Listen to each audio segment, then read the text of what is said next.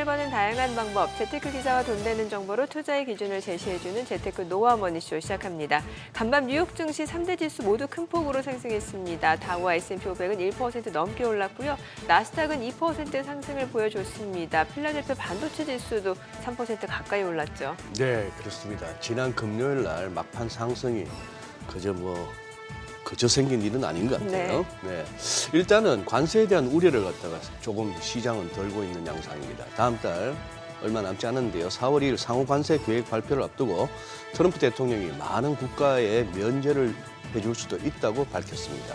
또한 자신 앞에서 또 직접 미국에 4년간 210억 달러를 투자하겠다고 밝힌 정의선 현대차 회장을 향해 크게 호응하면서 관세 정책 효과를 확인한 것이라고 반응했습니다. 테슬라는 11% 넘는 급등세를 보였고요. 주요 기술주들이 모두 강세를 보였습니다. 월가에서는 배센트에 맞서지 말라는 말도 새로 생기고 있는데 미국채 수익률 전망을 낮추는 모습이긴 합니다만 10년물 4.3%대 2년물 다시 4%로 조금 올라서는 양상입니다. 네, 어제 국내 증시는 희비가 엇갈렸습니다. 코스피는 0.4% 떨어졌고요. 코스닥은 개인 순매수의 강보합권에서 마감이 됐습니다. 유가증권 시장에서 개인 투자자, 기관 투자자가 매도 우위를 나타냈고요. 외국인은 순매수를 보여줬습니다. 매수 규모 자체는 그렇게 크지 않은 상황이었고요. 또 그 전날 마이크론 테크놀로지 급락에 그간 상승세를 보였던 반도체주의 상승세가 좀 제한되는 모습이었고요. 또 4월 2일 미국 상호관세 부과에 대한 경계 심리도 여전했던 것 같습니다. 역사상 또 최대 규모의 유상증자를 결정하며 급락했던 한화 에어로스페이스, 이사진이 자사주 매입을 결정하면서 반등하는 모습을 나타냈습니다. 자, 간밤 새벽 뉴욕 증시 많이 올랐기 때문에 오늘 국내 증시는 또 어떤 흐름을 나타내는지 증시타임에서 확인해 보겠습니다.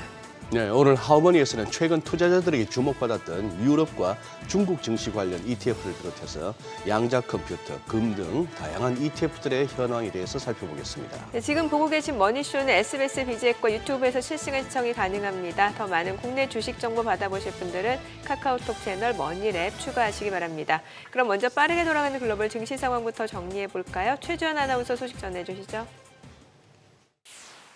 굿모닝 마켓입니다. 뉴욕 증시가 바닥 다지기에 나서게 될까요? 트럼프 대통령이 다음 달 2일에 발표할 상호관세를 축소할 것으로 보이자 오늘 시장은 안도 랠리를 펼쳤습니다. 이제 관세 불확실성이 정점을 통과했다는 분석도 나오고 있는데 앞으로 미국 증시가 최악은 피하지 않을까 기대됩니다. 마감 상황 오늘 보면은 다우 지수가 오늘 1.42% 올랐고요. S&P 500 지수도 1.76% 상승했습니다. 나스닥은 특히 기술주들이 크게 오르면서 2% 넘게 올랐습니다. 빅테크 기업은 일제히 반등했습니다. 트럼프 대통령이 반도체 등 품목별 관세가 4월 2일에 상호관세와 함께 발표되진 않을 것이라고 밝히면서 일단 기술주들의 투자 심리가 살아났는데요.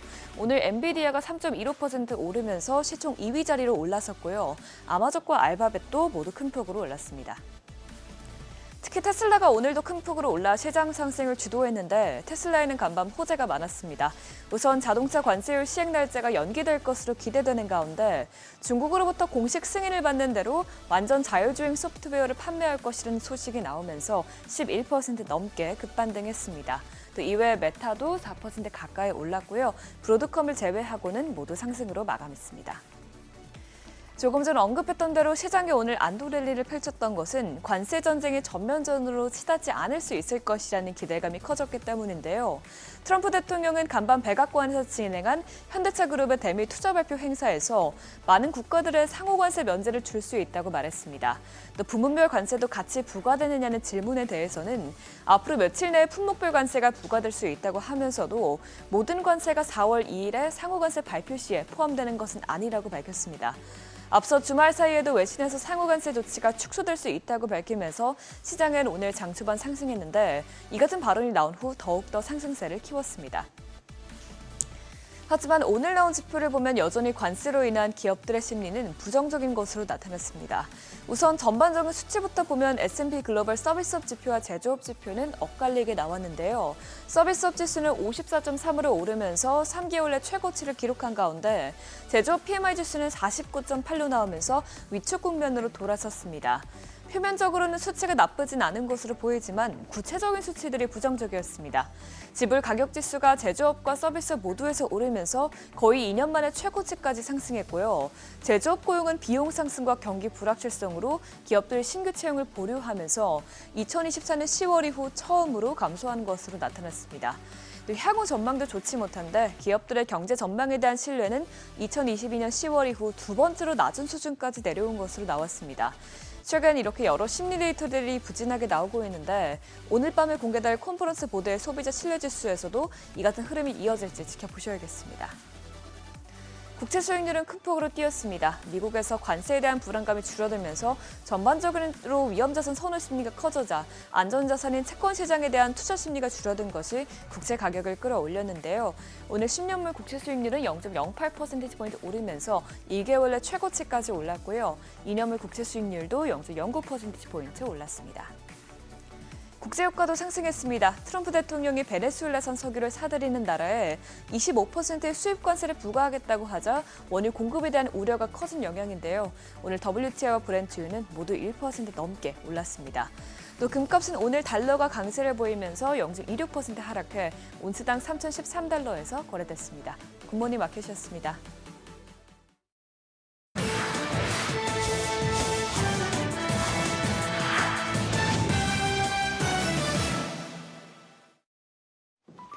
외신이 주목한 주요 이슈들 살펴보겠습니다. 먼저 CNBC입니다. 다음 주로 다가온 트럼프의 상호 관세 발표를 앞두고 현대자동차그룹이 2028년까지 210억 달러, 우리 돈 31조 원 규모의 대미 투자에 나서겠다고 밝혔습니다. 정의선 현대자동차 회장은 백악관에서 직접 발표했는데 구체적으로 살펴보면 자동차 생산 분야에 86억 달러, 부품, 물류, 철강 분야에 61억 달러, 미래산업과 에너지 분야에 63억 달러 규모의 투자입니다. 자리에 함께한 트럼프 대통령은 현대차의 대미 투자를 환영하면서 현대차는 위대한 회사며 관세를 단 한 푼도 내지 않아도 될 것이다 라고 말했습니다. 그러면서 현대차가 건설할 루이지애나 제철소가 미국 최초의 제철소가 될 것이라고 강조하기도 했고요. 또 현대차가 조지아에서 자동차 제조를 대폭 늘리고 미국 기술 기업에도 수십억 달러를 투자할 것이라며 이번 대규모 미국 투자 발표가 관세 효과라고 강조했습니다. 중국 글로벌 타임즈는 글로벌 대표 기업 CEO들이 한자리에 모인 중국 발전 포럼을 유심히 지켜봤는데요. 그중에서도 애플의 수장 팀 쿡의 행보를 자세히 다뤘습니다. 쿡 CEO는 중국 경제 실세로 평가받는 허리펑 국무원 부총리를 비롯해 고위급 인사들이 잇따라 만나 협력 의지를 피력했는데요. 현재 공급망과 연구개발 분야에 대한 투자를 확대하겠다면서 7억 2천만 위안, 우리 돈 1,450억 원 규모의 새로운 청정 에너지 펀드를 설립하겠다 밝혔습니다. 통상전제 속에 열린 올해 포럼에는 이재용 삼성전자 회장을 비롯해 애플과 BMW, 도이체방크 등 80여 명의 글로벌 CEO들이 집결해 돌파구 마련에 적극 나섰습니다. 로이터 통신은 시진핑 국가주석의 분을 받고 돌아온 마윈에 주목했습니다. 알리바바 산하 핀테크 계열사인 엔트그룹이 중국산 반도체를 활용해 AI 모델을 훈련하는 기술을 개발했는데요. 고가의 엔비디아 제품을 쓸 때보다 훈련 비용이 20%가량 절감되는 것으로 전해졌습니다. 통신은 이번 성과는 중국의 AI 혁신 역량과 기술 발전을 보여준다며 중국이 엔비디아 칩에 대한 수출 통제를 우회하기 위해 저비용의 계산 효율성이 높은 모델로 전환하며 기술 자립을 향해 나아가고 있다고 평가했습니다. 네, 로이터 통신은 테슬라 소식 눈여겨봤습니다. 중국에서 진행하던 완전 자율주행 FSD 무료 체험 서비스를 일시 중단했다 보도했는데요. 사측은 당국의 규제 승인을 받은 뒤 정식 출시될 예정이라며 우리도 기대하고 있으니 조금만 기다려달라 공지했습니다. 테슬라는 올해 안으로 FSD 글로벌 상용화를 추진하고 있지만 중국에서 애를 먹고 있습니다. 중국판 구글로 불리는 바이두와 협력하고는 있지만 데이터 보안 규제로 주행 데이터를 수집하지 못하고 있는 실정이고요. 또 중국 정부가 지난달 자율주행 기능에 포함된 차량의 무선 소프트웨어 업데이트도 반드시 사전 규제 승인을 받도록 하는 새로운 규정을 발표하면서 고민이 깊어지고 있습니다. 네, 대만 현지 매체도 한번 살펴보죠. 이 세계 최대 파운드리 기업 TSMC가 독주 체제를 굳건히 할 것이란 기사입니다. 보도에 따르면 벌써 내달부터 2나노 수주를 받을 예정이고요. 생산량은 연말까지 월 5만 장에 달할 것으로 보입니다. 고민 GTF 인터내셔널 애널리스트는 TSMC 2나노 시험 생산 수율은 이미 석 달 전에 60~70%에 도달했고 지금은 그 이상을 훨씬 웃돌고 있다 분석했고요. 첫 2나노 고객은 애플이 될 것으로 점치면서 내년 하반기 출시될 예정인 아이폰 18 시리즈에 TSMC 2나노 공정 칩셋이 탑재될 것으로 내다봤습니다. 일본 최대 일간지 요미우리 신문이 니혼게이자에 맞설 주가지수를 내놨습니다. 도쿄증권거래소 상장사 333개 종목으로 구성된 요미우리 333을 출시했는데요. 종목 가격에 따라 비중을 정하는 가격 가중 방식을 택한 니케이와 달리 각 종목에 동일한 가중치를 부여하는 동일 가중 방식을 구성됩니다. 동일 가중 방식은 시가총액 대비 주당 가격이 높은 일부 종목에 지수가 크게 좌우되지 않는 장점이 있는데요. 해당 방식을 택한 요미우리는 자동차와 전자부품, 제조업체 등 일본 중견기업 주가가 보다 영향을 미칠 것으로 보이고요. 일각에선 하락한 주식은 매도하고 오른 주식은 리밸런싱을 통해 저평가 주식을 더 편입할 수 있어 가중 포트폴리오보다 성과가 좋을 수 있다는 분석도 나옵니다. 지금까지 글로벌 비즈였습니다. 어제장에서 이슈가 있었던 업종 살펴보는 기업 이슈 시간입니다. 어제 상승과 하락을 반복했던 우리 증시에서 눈에 띄었던 상승 종목들이 있습니다.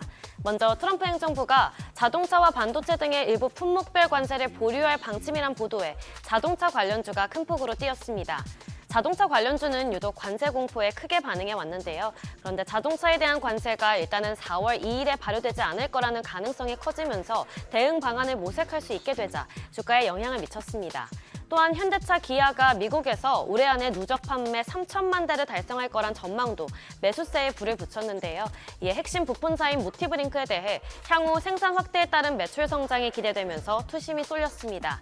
더불어서 오늘 새벽 현대차의 대규모 대미 투자 소식도 전해졌는데요. 오늘 자동차주의 흐름도 지켜보셔야겠습니다.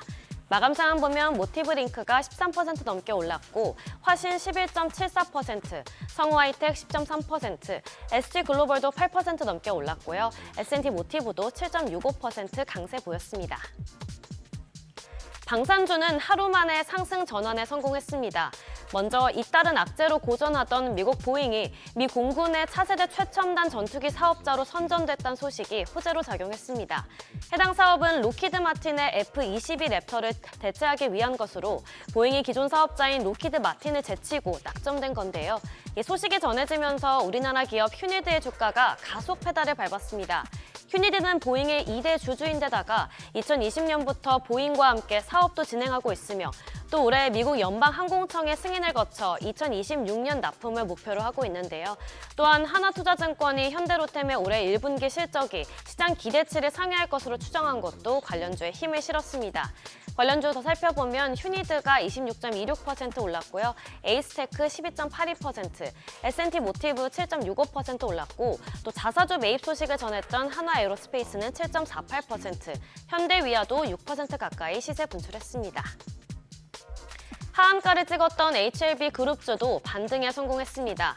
가남 신약 리보세라닙이 FDA로부터 지난해 5월 보안 요구에 이어 두 번째 도전도 허가가 또 불발되면서 그룹주 전반이 급락했는데요. 너무 많이 떨어진 것에 대한 되돌림 현상도 있었지만 회사의 강력한 재도전 의지가 크게 작용했습니다. 회사 측은 오는 5월에 보안 서류를 제출하면 이르면 7월에 허가를 받을 수 있다고 밝혔는데요. 지난 보안 요구서에서 파트너사인 중국 항서제약의 면역 항암제 캄렐리주맙 공장의 CMC 지적 사항을 이번에는 충분히 해소하겠다고 언급했습니다.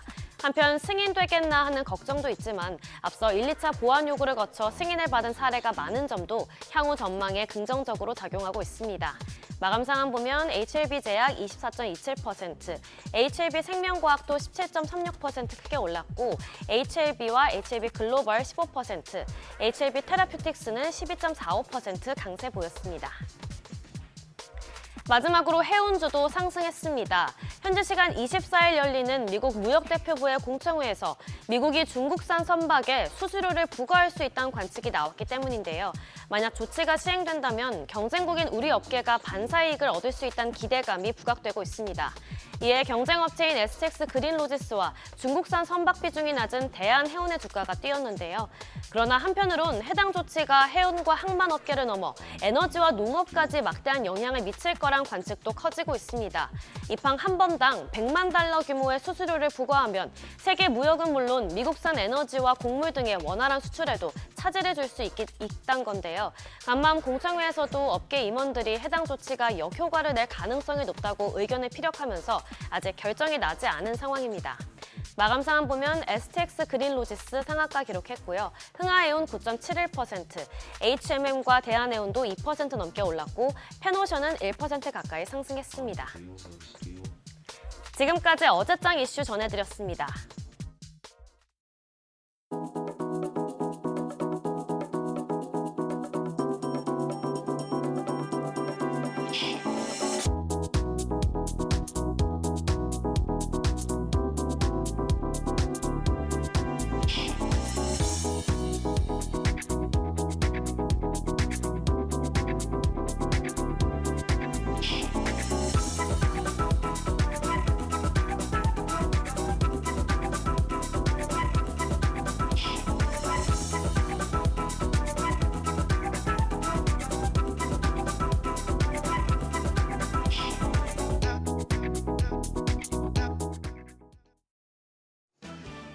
국내 증시는 어제 쉬어가는 분위기였습니다. 정치적인 이벤트를 소화한 가운데 트럼프 행정부의 상호 관세에 다시 경계감을 보였습니다.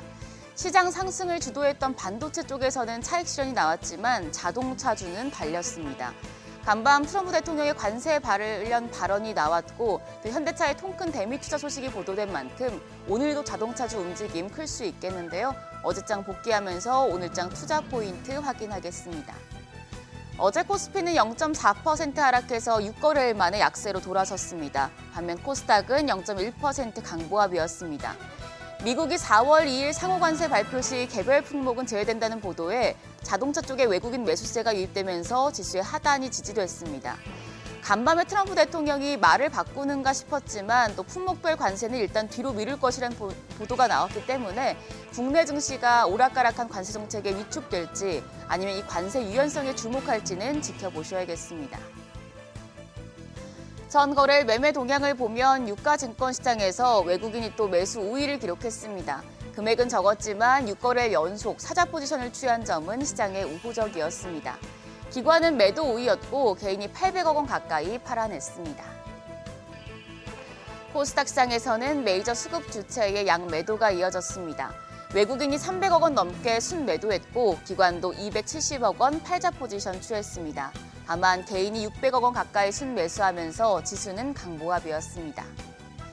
시총 상위 종목 흐름이 또 바뀌었습니다. 며칠 동안 시장 상승을 주도했던 반도체 투톱은 일제히 조정을 받았습니다.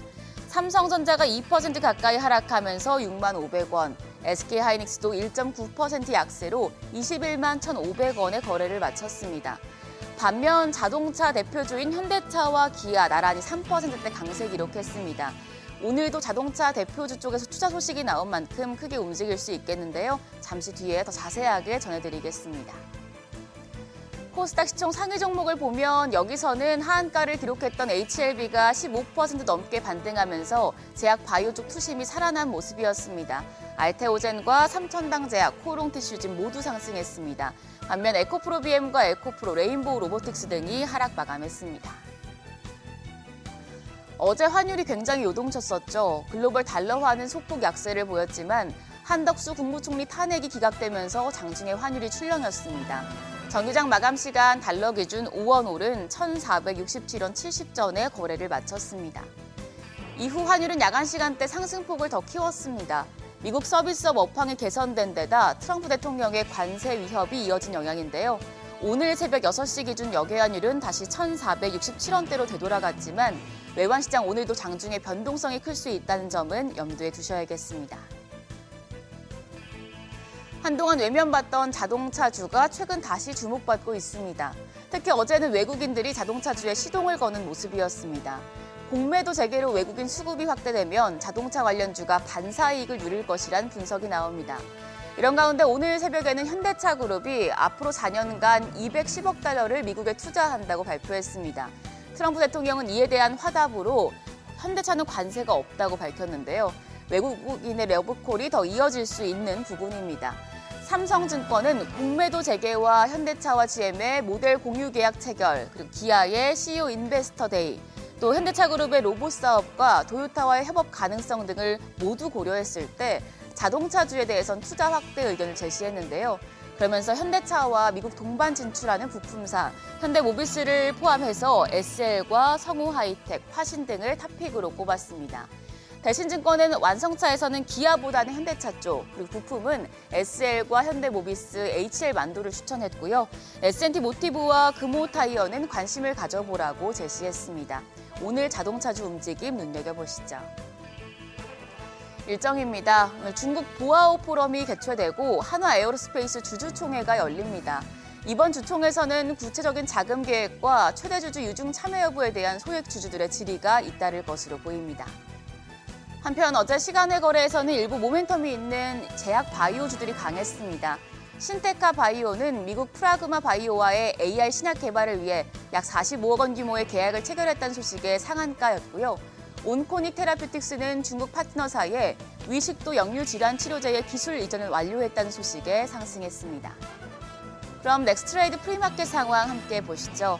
어제부터 삼성전자와 SK하이닉스 등 대형주도 넥스트레이드 거래가 이뤄지면서 열기가 점점 뜨거워지고 있는데요. 코스피와 코스닥 시총 상위 5개 종목 거래가입니다. 우선 코스피입니다. 삼성전자 0.9%, 1% 가까이 상승 출발했습니다. 61,100원, 61,200원에 거래됩니다. SK하이닉스가 1.89% 강세로 현재 거래가는 21만 5,500원입니다. LG에너지솔루션도 상승합니다. 1.5% 강세로 거래가는 33만 6,500원. 삼성 바이오로직스도 0.46% 오름세 기록 중입니다. 더불어서 현대차 오늘 강한 모습 보여주고 있습니다. 넥스트레이드 프리마켓에서도 지금 6.57% 급등하면서 거래가 22만 7천 원으로 집계되고 있습니다. 코스닥 5종목도 모두 상승부를 켜내고 있습니다. 알테오젠이 1% 넘는 오름세로 37만 6,500원, 에코프로비엠이 1.6% 상승하며 현재 거래가 11만 100원입니다. 에코프로도 1.34% 오름세 기록하고 있습니다. 현재 거래가는 6만 700원이고요. HLB가 또 한 번 상승합니다. 3.54% 상승하며 5만 5,600원대 거래되고 있습니다. 더불어서 레인보우 로보틱스까지 1%대 오름세 기록 중입니다. 거래가는 28만 6,500원으로 집계됩니다. 여기까지 프리마켓 상황 점검했습니다. 간밤 트럼프 대통령의 관세 관련 발언에 혼란스러운 상황이었는데요. 다행히 뉴욕 증시는 상호 관세에 대한 낙관론이 작용하며 3대 지수 일제히 상승했습니다. 우리 시장도 뉴욕 증시 훈풍을 이어받을 수 있을지 자동차주 중심으로 지켜보시죠. 지금까지 어제장 오늘장이었습니다.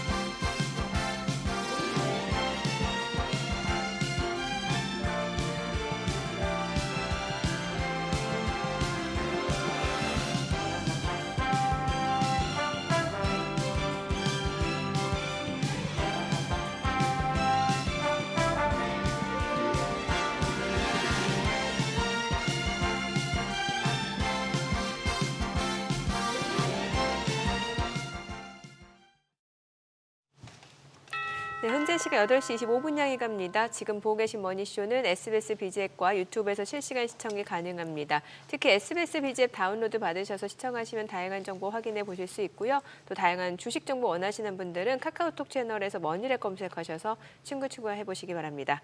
확실히 트럼프 발언이 많은 영향을 주는 것 같습니다. 이제 4월 2일이면은 얼마 남지 않은 상황이잖아요. 네. 좀 보편 상호관세를 부과할 것이라고 좀 걱정했었는데 지금 보니까 상호관세가 좀 완화될 수 있다. 예. 그리고 현대차 봐봐요. 확실하게 혜택을 주는 것 같아요. 예. 좀 전에 뭐 아까 소식 전하면서 네. 이렇게 관련 자료 화면도 나왔습니다만 정의선 회장 투자계획 발표하는 그 옆에 트럼프 네. 대통령 모습도 나오고 예. 사진이 잘 나왔어요. 나왔죠. 사진이 그렇죠. 잘 나왔죠. 예. 거기 비하면 현대차 주가 좀 반응이 좀 오히려 적었다고나 할까? 그래도 지금 프리마켓에서 괜찮아요. 또 괜찮죠. 예. 어제 그거 오늘 이제 더 갈 수 예. 있겠죠. 오 분위기 좋잖아요. 저 보세요. 저런 분위기. 아니 뭐 28년까지 210억 달러를 투자하겠다고 했고 여기에다가 루이지애나에다가 제철소를 건설하겠다고 했고 네. 또 미국산 LNG를 30억 달러 구매하겠다. 아니 베네수엘라산 원유를 구매하는 국가한테 25% 관세 부과하겠다고 했잖아요, 트럼프가. 그러니까요. 자기네 거 네. 사는 혜택을 주고. 야, 이제 여차하면 직장 폐쇄 아니라 뭐 그거 하고 나갈 수도 있네요. 분위기가.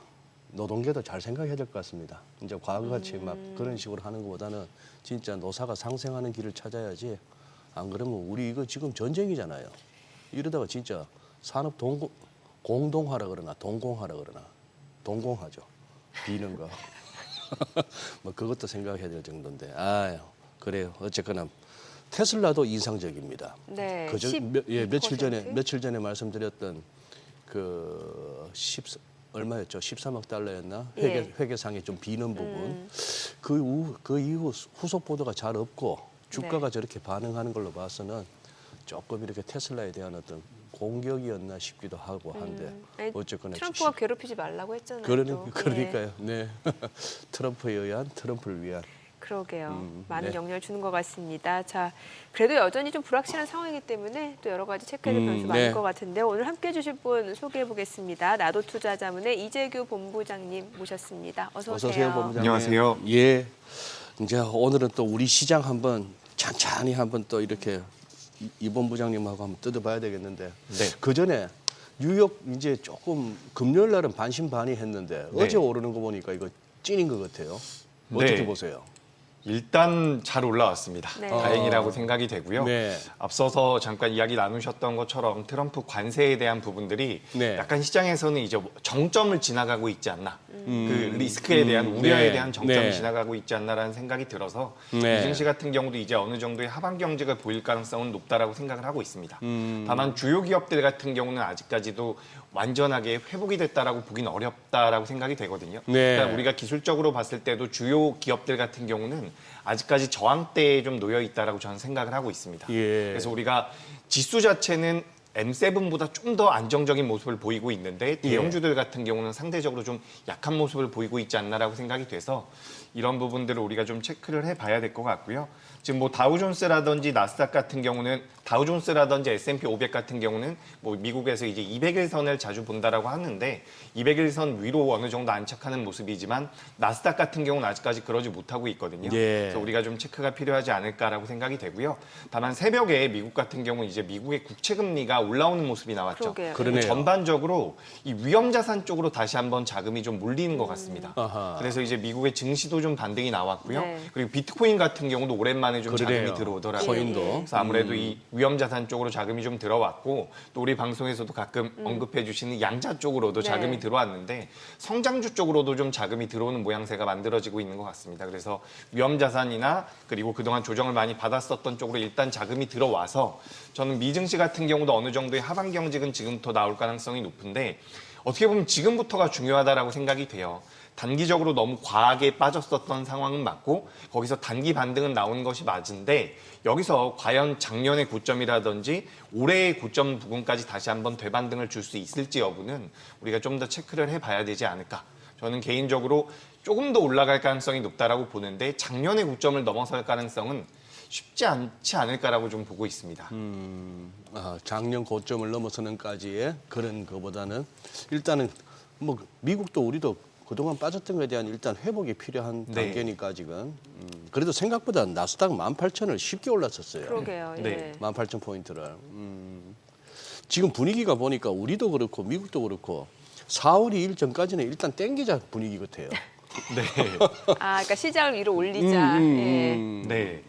일단 뭐 관세에 대한 부분들은 지금 사실 저는 오늘 아침에 현대차 네, 기사를 네. 보셔서 아시겠지만 이 트럼프라는 인물이 정말 그냥 협상을 하기 위한 조치이구나라는 생각이 저는 계속 들거든요. 네. 아예 현대차에다가 당신들은 이제 관세를 내지 않아도 될 것이다. 글쎄. 이걸 너무 저는 과하게 표현을 했다라는 생각이 들어요. 그래서 예. 이게 완전 협상의 카드로 진행이 되고 있는 것이 아닌가라는 생각이 들어서 앞서서도 말씀드렸다시피 이 관세에 대한 우려가 어떻게 보면 정점을 지나가고 있다라고 생각을 하고 있습니다.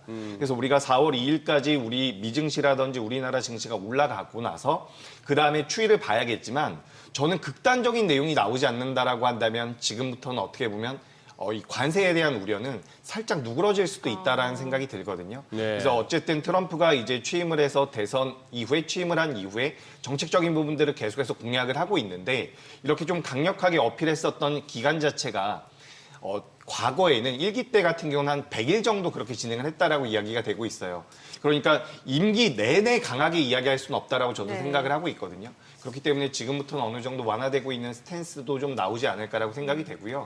우리가 이 상호 관세에 대해서는 뭐 여러 가지 분석들이 있지만 아까 전에 잠깐 그 베네수엘라 네. 원유에 대해서 관세를 부과하겠다는 내용들이 나왔죠. 그래서 제가 알고 있기로는 베네수엘라의 원유를 가장 많이 수입하는 국가가 중국일 겁니다. 그래서 이제 중국에 대한 견제가 어쨌든 진행이 되고 있다라고 저는 생각을 하고 있거든요. 예. 그러니까 유럽 쪽이라든지 뭐 아시아권이라든지 전반적으로 좀 정리를 한번 하고 중국과 이제 본격적인 대결에 들어가지 않을까 저는 그렇게 생각을 하고 있는데 그런 관점에서 본다라고 한다면 우리나라라든지 다른 나라들 같은 경우는 의외로 좀 유화적인 제스처가 좀 나올 수도 있지 않을까 저는 그렇게 생각을 하고 있습니다. 네. 확실히 뭔가 좀 타겟을 정해서 관세를 부과하겠다라는 거고 또 뭐 관세 범위도 지금 다소 완화될 수 있고 시점도 좀 연기될 수 있다라는 점에서 시장에서는 좀 환호하는 모습이었던 것 같은데 근데 말씀 주신 내용을 들어보면은 시장이 더 올라갈 수는 있어도 작년 고점을 넘어서기 쉽지 않을 거다 이렇게 보시는 이유가 있을 것 같아요. 일단 빅테크 기업들이 네. 작년에 굉장히 많은 뭐 캐펙스 투자를 많이 했죠.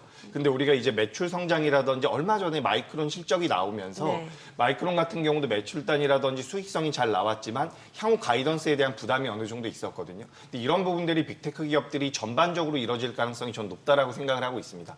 그렇기 때문에 이제 빅테크 기업들이 만약에 못 올라온다라고 한다면 지수 자체도 좀 제한적인 상승에 그치지 않을까 저는 그렇게 생각을 하고 있거든요.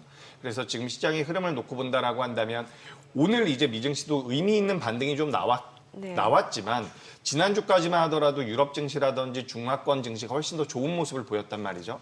그런 관점에서 본다라고 한다면 지금 시장에 자금이 유통이 많이 되고 있는 중화권이라든지 유럽 쪽이 오히려 좀 더 유리하지 않을까라고 생각이 돼서 이 자금이 흘러가는 흐름을 놓고 본다라고 한다면 미증시 같은 경우는 어느 정도 좀 정체될 가능성도 있지 않을까 저는 그렇게 생각을 하고 있습니다. 그래서 성장성이 둔화되는 것에 대해서 그리고 자금이 흘러가는 흐름에 따라서 중화권이라든지 유럽 쪽에 대한 메리트가 좀 더 부각될 수 있지 않을까. 그러니까 그동안 중국은 계속해서 자금을 푼다라고는 이야기했지만 지금 작년부터 올해까지 진행되고 있는 중국에서 자금을 풀면서 나오고 있는 지표들이 실제로 조금씩 개선이 되고 있거든요. 그리고 유럽 같은 경우도 독일에서 지금 자금을 푼다라고 이야기가 되고 있죠. 그렇다라고 한다면 자금이 풀리는 쪽으로 글로벌 시장에서의 자금 자체가 흘러갈 가능성이 높다라고 보고 있기 때문에 미국 같은 경우는 그래도 뭐 엄청나게 빠질 것이다라는 의견은 아니지만 네. 유럽 증시라든지 중화권이라든지 우리나라 같은 경우도 결국에는 금리 인하 기조를 하고 있잖아요. 사실 미국이 금리 인하를 하지 않았었던 상황이기 때문에 금리 격차가 더 벌어질 수 있어서 우리나라 같은 경우도 독자적으로 금리 인하를 하기가 어렵다라는 분석들이 있었지만 결국에는 금리 인하를 하게 된다라면 우리나라 같은 경우도 결국엔 자금이 풀리는 모양새가 되거든요. 그렇다라고 한다면 자금이 풀리는 쪽으로 자금이 흘러갈 가능성이 높다. 저는 그렇게 생각을 하고 있습니다. 네. 예. 지금 보니까 다시 좀 은근히 달러도 지금 강해지고. 그러게요. 예. 우리 서울 외환시장에서의 달러 환율 오르는 것만 보고 있지만 은근히 지금 또 달러 인덱스도 올라오고 해서 또 미국으로 또 이렇게 돈이 쏠리나 싶기도 하는데. 네.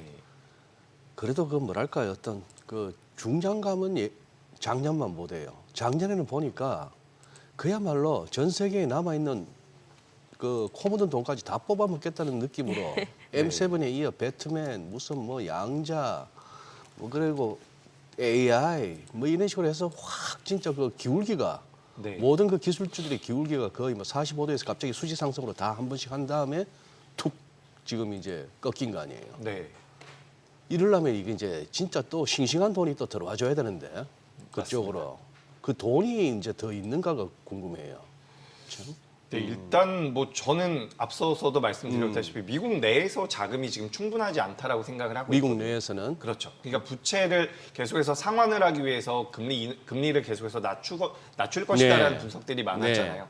만기가 도래하는 채권이 많기 때문에 지금 시장에다 자금을 유동성을 공급하지 못하고 있었던 상황인데 여기서 이제 금리를 낮춰서 이걸 차환하겠다라는 부분이거든요. 근데 그런 과정이 끝나는 것이 저는 6월달, 7월달 정도라고 생각을 하고 있어요. 그렇다라고 한다면 지난 시간에도 제가 6월달과 7월달쯤에 그 부분들이 어느 정도 정리가 된다라고 한다면 우리가 4월 달이나 5월 달에는 어떻게 보면 또 저가 매수의 기회가 될 수 있을 것 같습니다. 라는 말씀 드려왔는데 일단 큰 흐름에서 봤을 때 미증시 같은 경우는 지금 자금이 크게 풀리고 있는 상황이 아니라는 거죠. 네. 그런 관점에서 봤을 때 저는 지금 달러 인덱스 같은 경우도 좀 올라오고 있는 부분들이 맞거든요. 그렇지만 이제 추세적으로는 이 달러 인덱스 자체가 강하게 올라올 가능성은 저는 낮다라고 보고 있습니다. 여기서 좀 특징적인 부분은 또 우리나라 원화가 유독 약하다라는 부분이거든요. 근데 이건 뭐 우리나라가 지금 정치적인 부분들이 좀 있죠. 이슈, 이벤트가 좀 있기 때문에 이런 부분들이 좀 완화가 된다라고 한다면 우리나라 시장도 이제 어느 정도 환율단에서 인덱스와 비슷하게 움직일 가능성이 높다라고 보고 있는데 오늘 최근 들어서 이제 달러 인덱스가 좀 강세를 보인다라고 하더라도 추세적인 부분을 돌려 세우기에는 좀 부족하지 않을까 저는 그렇게 생각을 하고 있습니다. 미국 경기 상황은 어떨까요? 사실 며칠 전만 하더라도 뭐 아래 공포, S 공포 이런 얘기 많이 나왔는데 지금 다시 쑥 들어간 모양새인데 간밤 나온 지표 보니까 또 S&P 글로벌 3월 제조업 PMI, 서비스업 PMI 나왔는데 제조업이 약간 위축 국면이잖아요. 네. 예. 그러니까 우리가 이게 PMI 같은 경우도 우리가 소프트 데이터라고 이야기를 예. 많이 하죠. 예, 예. 그래서 심리 지수라고 보시면 좋을 것 같습니다. 우리가 이번 주 후반에도 소비자 심리 지수가 발표가 되는데 이건 사실 사람들이 느끼고 있는 체감하는 그런 심리를 반영하는 지표다라고 보시면 좋을 것 같거든요. 제가 지난 시간에 이런 말씀 드렸었어요. 스태그플레이션 오지 않을 것이다. 일단 지금은 우리가 그걸 고민하지 않아도 된다라는 말씀 드렸거든요. 지금 발표가 되고 있는 하드 데이터라고 할 수 있는 수치들 같은 경우는 나름대로 견조합니다. 물론 완벽하진 않지만 견조하다라고 저는 생각을 하고 있고요. 우리가 어쨌든 지난번 FOMC에서 금리 인하가 2025년도에 2회가 진행될 것이다라는 분석이 있었죠. 만약에 금리 인하가 1회만 될 것이다라는 내용이 나왔거나 3회가 될 것이다라는 내용이 나왔다라고 한다면 우리의 분석이 좀 달라졌을 수 있습니다. 만약에 1회만 나온다라고 했다라고 하면 3회가 나왔다라고 한다면 경기 둔화에 대한 우려감이 있었을 것이고요. 1회가 나왔다라고 한다면 우리가 인플레이션에 대한 우려가 있었을 텐데 지금 2회가 그대로 유지됐다라는 것은 저는 오히려 굉장히 긍정적인 부분이 아닐까라고 생각을 하고 있습니다. 트럼프라는 대통령이 계속해서 이제 관세에 대한 엄포를 놓고 있죠. 전 세계와 맞서 싸우고 있는 상황이기 때문에 당연히 심리적인 부분들 같은 경우는 위축될 가능성이 높다라고 보고 있는 거예요. 하지만 여기에서 심리 지표뿐만 아니라 우리가 하드 데이터라고 이야기할 수 있는 지표들까지 좀 꺾이더라도 지금 당장에 이게 침체로 들어간다라고 말하기에는 너무 부족하다라는 거죠. 그 근거 자체가.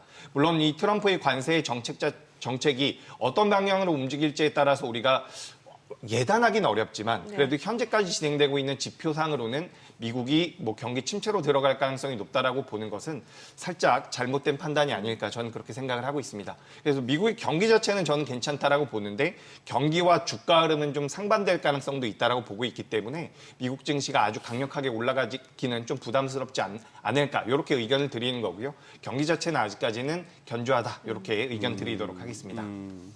근데 저는 어제 장중에 또 이렇게 뭐 나스닥이 2.27%에서 다우나 S&P 500보다 훨씬 높았지만 이 필라델피아 반도체 지수가 거의 3%나 올랐어요. 맞아요. 네. 예, 그리고 주요 종목들이 기술적으로 봤을 때는 굉장히 그 좀 시간이 걸리면서 올라갈 만한 저항 구간을 단숨에 팍팍 올라서길래 야 이러면 이제 우리도 지금 좀 삼성전자하고 SK하이닉스가 어차피 한번 탄력받았다가 어제 조정받았지만 이거 한번 또 지수 한번 우리가 최근에 봤던 고점이 2680인데 네.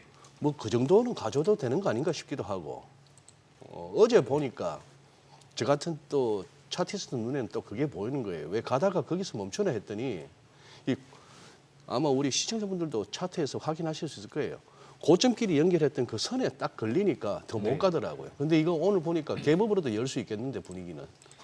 네, 저도 이제 우리나라 삼성전자와 SK하이닉스가 예. 지수 자체를 좀 레벨업을 시켜줄 수 있지 않을까라고 생각을 하고 있거든요. 네. 지금 우리가 마이크론 같은 경우도 새벽에는 반등을 했지만 그 전날 같은 경우는 8% 정도 하락이 나왔죠. 맞아요. 예. 마이크론이 하락을 하면서 우리나라 삼성전자와 SK하이닉스에도 영향을 미치지 않을까라는 예. 분석이 많았지만 두 가지 정도로 우리가 꼽아볼 수 있을 것 같아요. 지금 마이크론 같은 경우는 우리가 D램 쪽에 대한 부분이나 레거시 쪽에 대한 부분이 생각보다 그렇게 잘 나오지 않았다라고 저는 생각을 하고 있거든요. 마이크론이. 예, 그렇습니다. 그렇기 때문에 마이크론의 매출이 잘 나왔지만 수익성이 안 좋다라는 분석들이 많이 있어요. 근데 기본적으로 레거시 쪽이 생각보다 안 나왔다라고 저는 생각을 하고 있습니다. 그래서 이런 부분들이 우리나라 기업에도 영향을 미치지 않을까라고 고민을 했는데 생각해보면 삼성전자와 SK하이닉스가 D램과 낸드 쪽에서 가지고 있는 시장의 점유율은 사실 마이크론보다 굉장히 유리한 위치에 놓여 있거든요.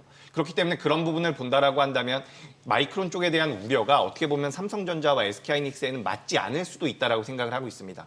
추가적으로 SK하이닉스 같은 경우는 HBM 쪽에 대해서 굉장히 높은 점유율을 가져가고 있기 때문에 삼성전자가 레거시 쪽에서 1위를 차지하고 있고요. 그리고 SK하이닉스가 HBM 쪽에서 1위를 차지하고 있다라고 한다면 마이크론과는 어떻게 보면 상반된 흐름을 보일 수도 있다라고 저는 생각을 하고 있습니다. 물론 새벽에 미 증시 필라델피아 반도체 지수도 마찬가지고요.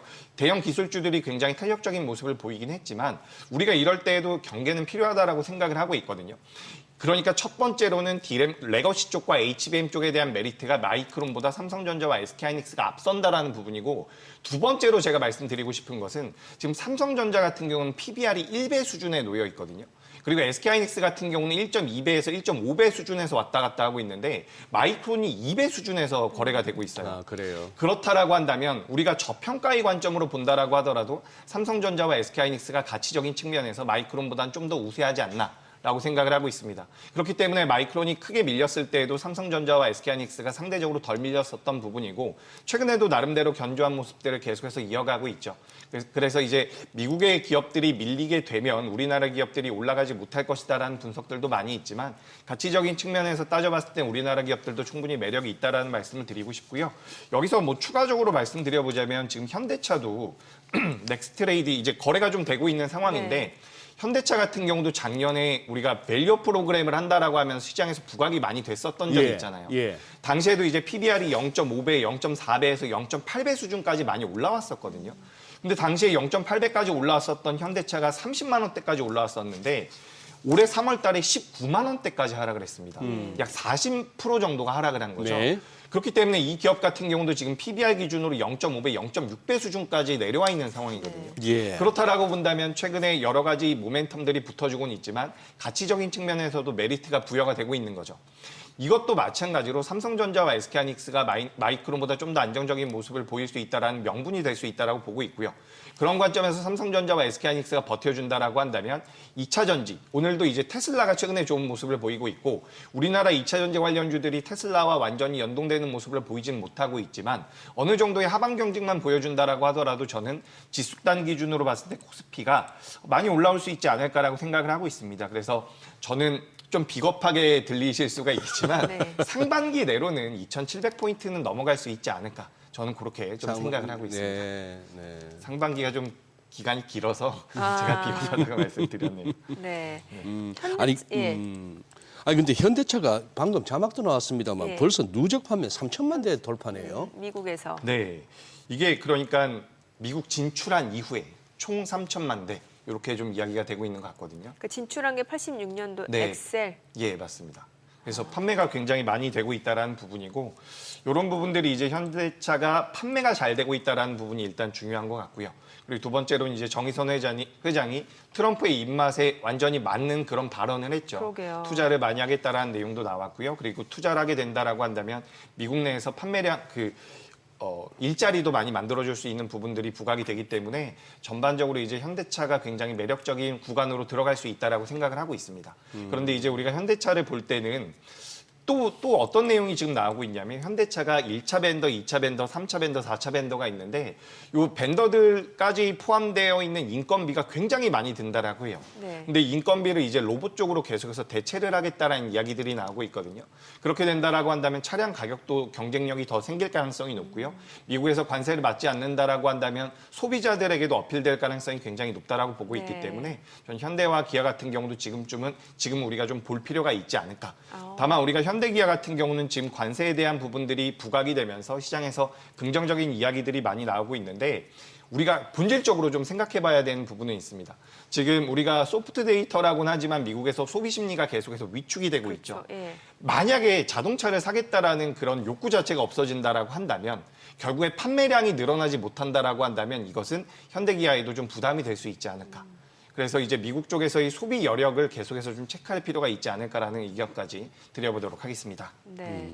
하나 에어로스페이스 하나그룹 좀 여쭤볼게요. 지금 하나 에어로스페이스 오늘 이제 주총 있잖아요. 지금 3조 6천억 원, 뭐 사상 최대 규모 유증인데 일단 뭐 어제는 흐름이 또 괜찮았단 말이죠. 이제 아무래도 급락 이후에 좀 반등을 나타내는 모습이었는데 사실 하나 에어로스페이스 같은 경우는 최근에 뭐 유럽 쪽의 방산주들 모멘텀에 힘입어서 또 같이 강세를 보이기도 했었는데 이 유증 소식이 또 주가에 미칠 영향이라든지 또 관련해서 갖고 계신 분들은 어떤 전략이 좋을지도 좀 알려주세요. 네, 일단 하나 에어로스페이스가 우리나라 증시 역사상 가장 큰 규모의 네. 유상증자를 했다라고 하죠. 3조 6천억인데 예.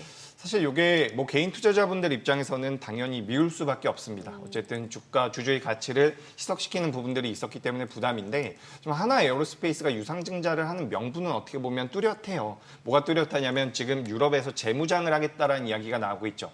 근데 유럽에서 재무장을 한다라고 한다면 일단 역내에서 물량을 소화하려고 노력을 할 가능성이 굉장히 높습니다.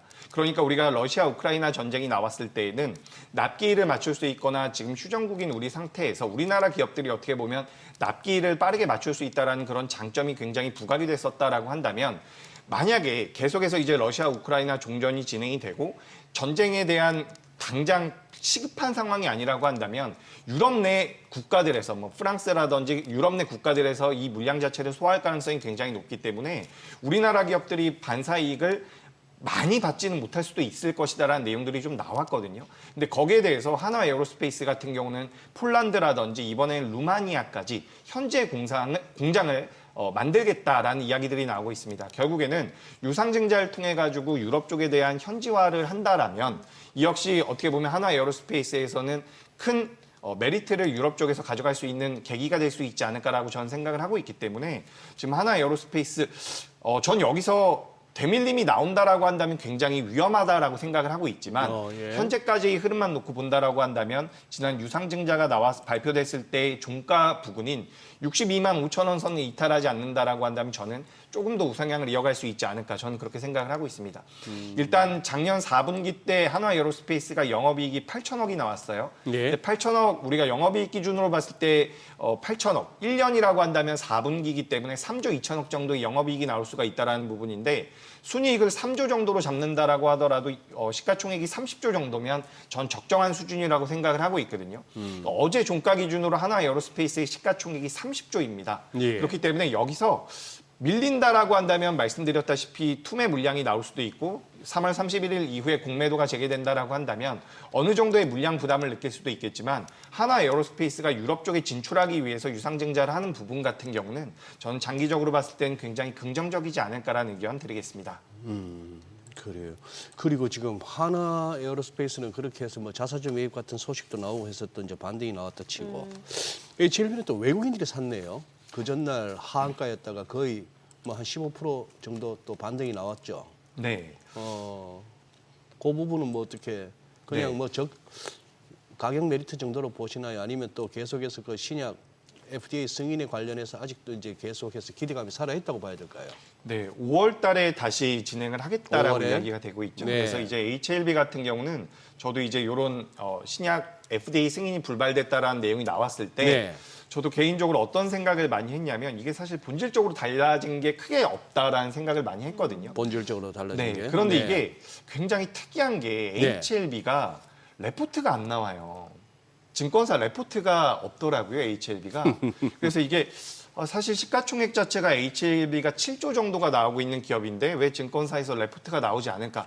저는 그런 약간 고민을 좀 해봤어요. 네. 그래서 이게 지금 우리가 시장에서 이야기하고 있는 것이 맞다라고 한다면 레포트들이 분명히 좀 나와줘야 되는데 네. 그런 내용들이 나오지 않기 때문에 저는 일단 기본적으로 레포트가 좀 나오는 규모가 좀 있는 기업들을 선호하거든요. 왜냐하면 제가 모르는 내용들 같은 경우도 어쨌든 증권사라든지 많은 기관들에서 그 기업들에 대해서 분석을 하고 있기 때문에 네.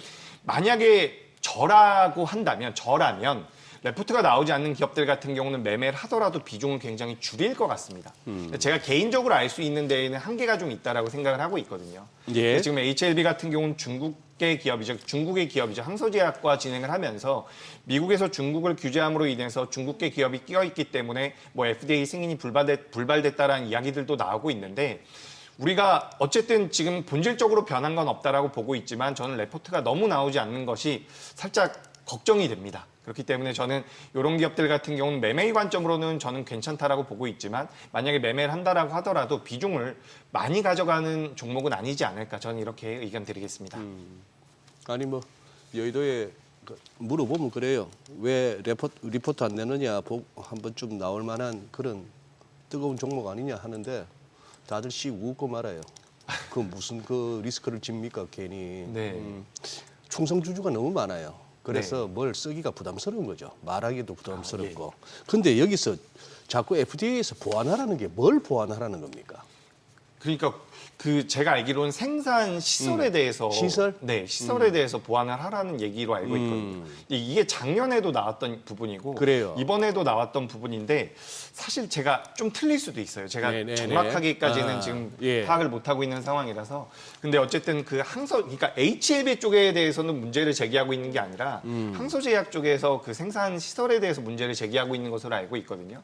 그래서 여기에 대해서 계속해서 논의를 하고 있다. 올해 다시 신청을 해서 뭐 7월 달까지 결과물들을 다시 한번 받아보겠다. 뭐 이런 내용들이 나오고 있고요. 그리고 수급적으로 이제 외국인들의 순매수가 들어온 것들을 보고 개인 투자자분들께서 또 긍정적으로 생각을 하실 수 있는 부분인데 저는 그래도 계속해서 경계가 필요하지 않을까라는 말씀을 드리고 싶고요.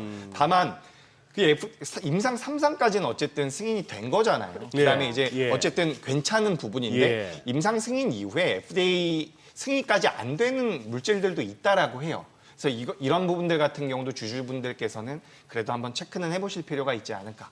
다만 저는 뭐 주가가 많이 밀릴 것 같지는 않다라는 의견까지 추가적으로 드려보도록 하겠습니다. 삼상만 해도 이거 좀처럼 드문 케이스지 않습니까? 그렇죠. 보통 예. 2상까지 가다가 막히는데. 네, 네. 3상까지는 완전히 승인이 잘 된 걸로 알고 있고요. 네. 근데 3상 승인이 됐다라고 해서 무조건 FDA까지 진행이 되는 것은 아니라고 이렇게 좀 이야기가 되더라고요. 이런 부분들 참고하시면 될 것 같습니다. 네.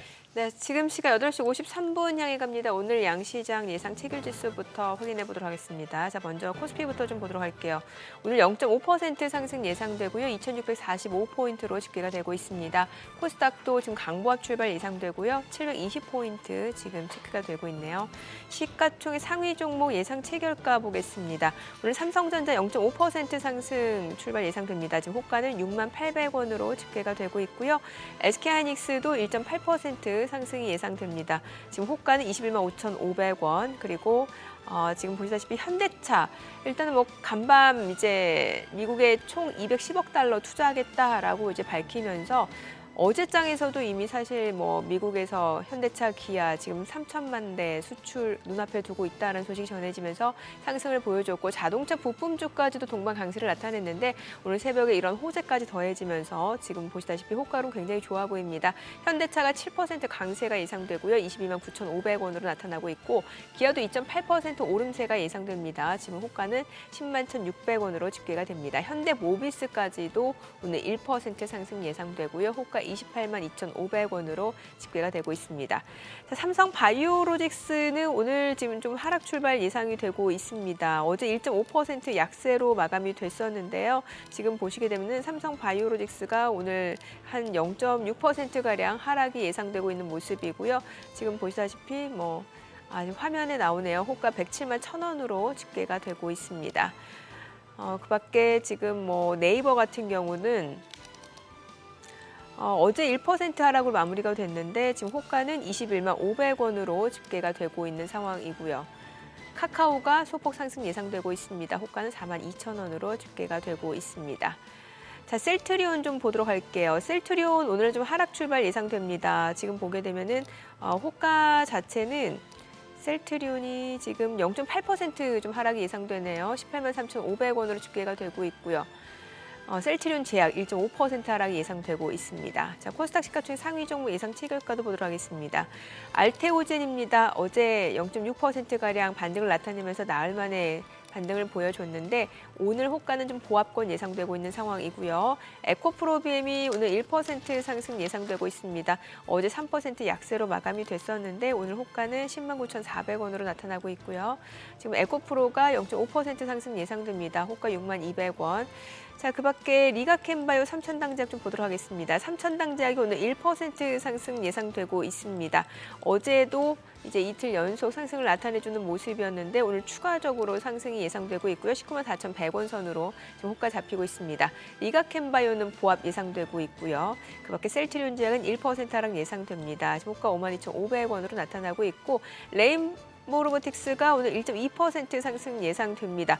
어제까지 나흘 연속 좀 주가가 조정을 받는 모습이었는데 오늘 호가는 지금 상승이 예상되고 있는 모습이고요. 그에 따라 지금 지금 보시다시피 28만 6,500원으로 집계가 되고 있습니다.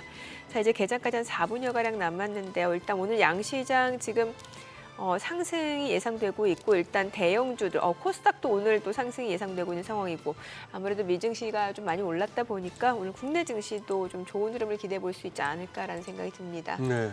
저거보다는 더 올라가도 될 것 같은데 한번 뚜껑 열어보죠. 뭐. 예. 예. 계속해서 상승폭이 확대되는 게 좋죠. 그러니까. 예. 그리고 지금 아까 우리가 어디까지 체크했나? 지금 HLB 다음에 HLB까지. HLB까지. 그러면 그거는요. 지금 이제 테슬라는 어느 정도 공격을 갖다가 좀 이겨내는 것 같고 매도 압박도 이제 피크를 지난 것 같은데 지금 우리 어제 같은 경우에 2차 전지 쪽이 유난히 좀 이렇게 좀 부진했거든요. 업종으로 따지면은. 네. 이게 약간 금양 거래 정지 여파도 있나요? 뭐 투심에 대한 영향은 어느 투심에 정도 대한 있지 영향이 않았을까라고 생각이 되는데 어제 이제 셀 3사 같은 경우는 또 올라왔거든요. 셀 3사는 네, 양봉이 나왔기 때문에 네. 일단 3월 20일경에 우리나라 그 2차 전지 셀사들이 네. 한 번 밀린 적이 있어요. 그래서 저점이 좀 나왔었는데 예. 그 이후로는 이제 저점 자체는 좀 올려놓고 있는 상황입니다. 삼성 SDI도 공교롭게 유상증자했다가 뭐 자사주 매입하겠다라는 내용들 나오면서 3월 17일 날 이제 삼성 SDI 같은 경우는 저점이 한번 나왔고요. LG 에너지 솔루션 같은 경우는 3월 20일 날부터 지금 저점이 나오고 있는데 저도 이제 2차 전지 쪽에 대한 업황이 완전히 개선된다라는 관점보다는 수급적인 부분에서 그래도 좀 자금이 들어올 만한 여건이 만들어지지 않을까. 다만 과거처럼 모든 종목군들이 올라간다라기보다는 특정 기업들이 좀 강세를 보일 가능성이 높다라고 보고 있습니다. 뭐 장비주라면 수주 잔고가 많이 채워져 있는 장비주들이 있고요. 그리고 뭐 전고체와 관련되어 있는 종목들 같은 경우가 최근에 또 조정을 많이 받았는데 우리가 미래 기술이라고 한다면 네. 전고체 쪽도 여전히 좀 매력적이지 않을까 저는 이렇게 매력적이지 생각을 않나. 하고 있습니다. 아니 현대차가 이제 그 미국에 210억 달러 투자하고 또 루이지애나에다가 이제 제철소 건설하겠다고 하니까 지금 현대제철이 호가름이 굉장히 좋아 보이는데 지금 보니까 현대제철 그러니까 이제 미국에서 연산 270만 톤 규모 제철소를 이제 건설하고 이게 우리 돈으로 8조 5천억 원 규모란 말이죠. 현대제철 이거 말고는 또 다른 혹시 좀 모멘텀이 있을까요? 철강주죠. 아무래도 예, 그렇죠. 철강. 중국 쪽에서 철강 쪽에 대한 물량 조절을 하겠다라는 예. 내용들이 나오고 있죠. 감산을 하겠다라는 내용들도 우리나라 기업들에는 어떻게 보면 호재로 좀 작용할 수 있지 않나라고 생각을 하고 있습니다. 그러니까 과거에는 중국이 굉장히 값싼 물품들을 물량들을 내놓으면서 전 세계 시장을 좀 교란시키는 모양새였는데 이런 모양새가 이어지다 보니 중국도 본인들이 힘든 거예요. 그렇기 때문에 저는 감산을 하는 것이 맞다라고 생각을 하고 있거든요. 그리고 게다가 최근 같은 경우는 이제 화학주라든지 철강주라든지 그동안 시장에서 정말 관심이 없었던 쪽 같은 경우도 자금이 좀 들어오고 있는데 여러 가지 분석들이 있지만 저는 지금 중화권이 어쨌든 강세를 보이고 있다라고 생각을 하거든요. 네. 중화권과 연동되어 있는 기업들의 주가 흐름이 강세를 보인다라고 한다면 저는 화학주나 철강주 같은 경우도 우리가 정말 많이 속았는데 이번만큼은 철강화학 같은 경우도 우리가 꼭 봐야 되지 않을까라고 생각이 되고요. 또 철강주들 같은 경우는 트럼프가 중국을 규제함에 따라서 그에 따른 반사이익을 받을 수 있고 화학주도 마찬가지입니다. 어떻게 보면 똑같은 부분이기 때문에 트럼프가 중국을 규제한다라는 것에 대한 수혜 그리고 중국 쪽에서 감산을 한다는 것에 대한 수혜 그리고 중국 쪽에서 뭐 경기가 개선될 수 있다라는 부분에 대한 수혜 이게 좀 겹치는 부분도 있고 약간 배척되는 부분들도 있는데 이런 전반적인 내용들이 저평가가 되어 있는 상황에서 자금이 유입된다라고 한다면 시세 연속성을 좀 더 가져갈 수 있지 않을까라고 생각이 돼서 전 철강 쪽 같은 경우도 보실 필요가 있지 않을까라는 의견 드리겠습니다. 지금 루이지애나에다가 짓겠다는 게 현대제철이에요? 예, 그런 것 같아요. 예, 맞아요. 지금 8조 5천억 원 규모 현대제철. 그러면 국내 공장은 어떻게 하는 거지? 이미 뭐 그거는 저 저희가 개장하고 좀 들어봐야 될 그럴까요? 것 같습니다. 네, 오늘 국내 네. 증시로 확인해 보죠. 개장합니다.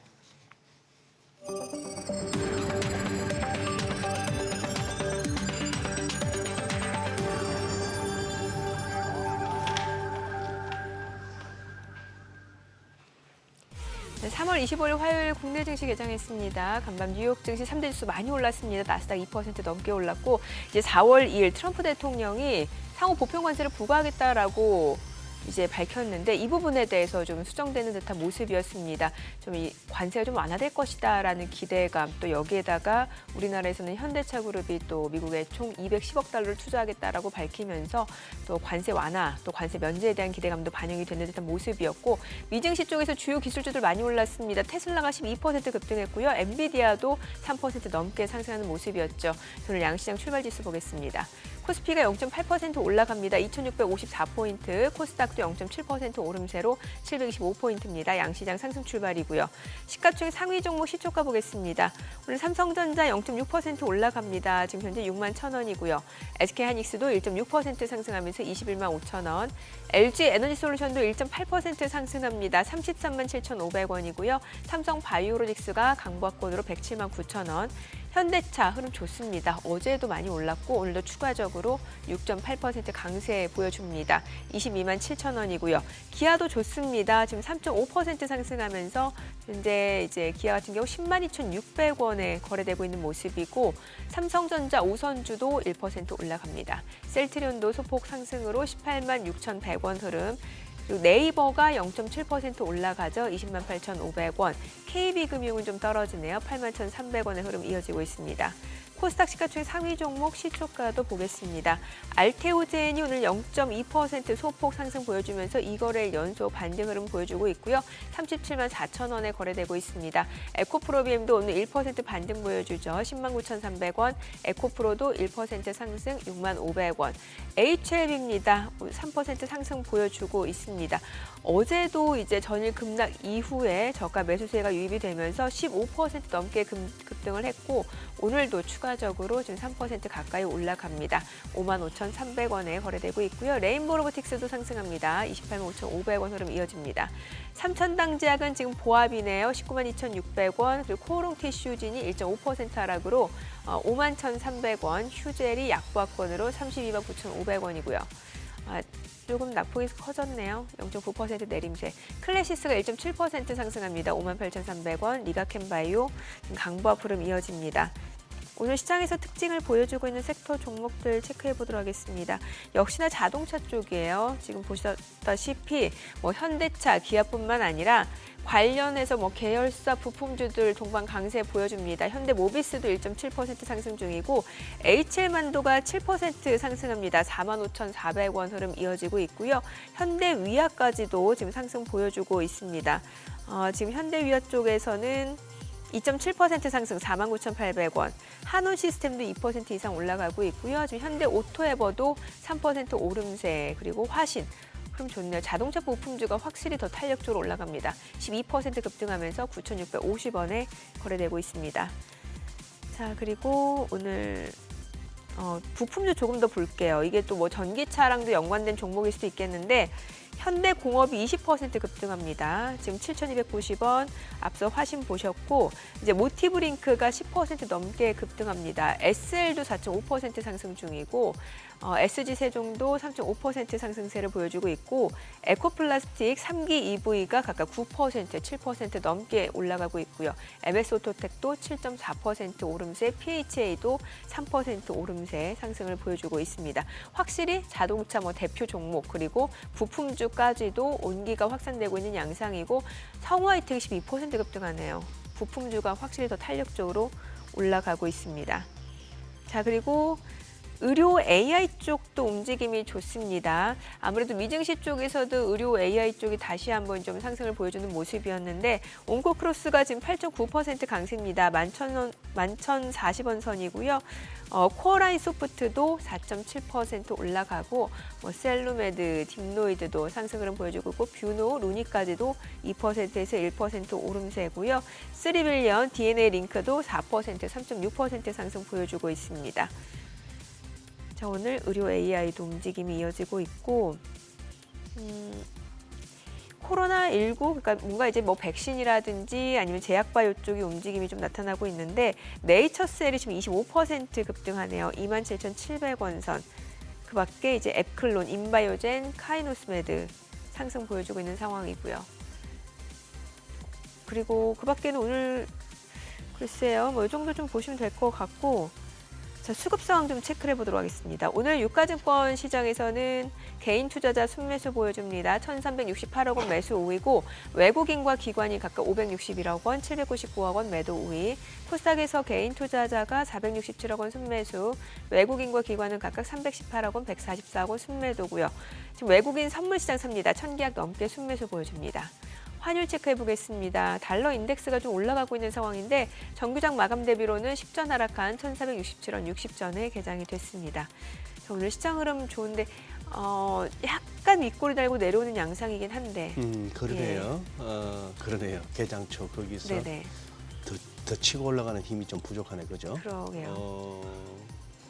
야, 근데 한때 참 그러네. 반도체 할 때 반도체 소부장이 더 주가 측면에서는 더 탄력이 있듯이 예, 자동차 자동차 했더니만 자동차 부품 관련 주가 또 더 네. 잘 가네, 그죠? 그렇죠. 좀 좀 가볍잖아요. 가벼운. 예. 그러니까. 그 개인 투자 입장에서 한 주 살 때 좀 더 많이 살 수 있는 느낌 있잖아요. 그럼요. 그리고 상승 하락 퍼센테이지도 네. 훨씬 좀 그거 하고. 그렇죠. 근데 로봇주는 어때요?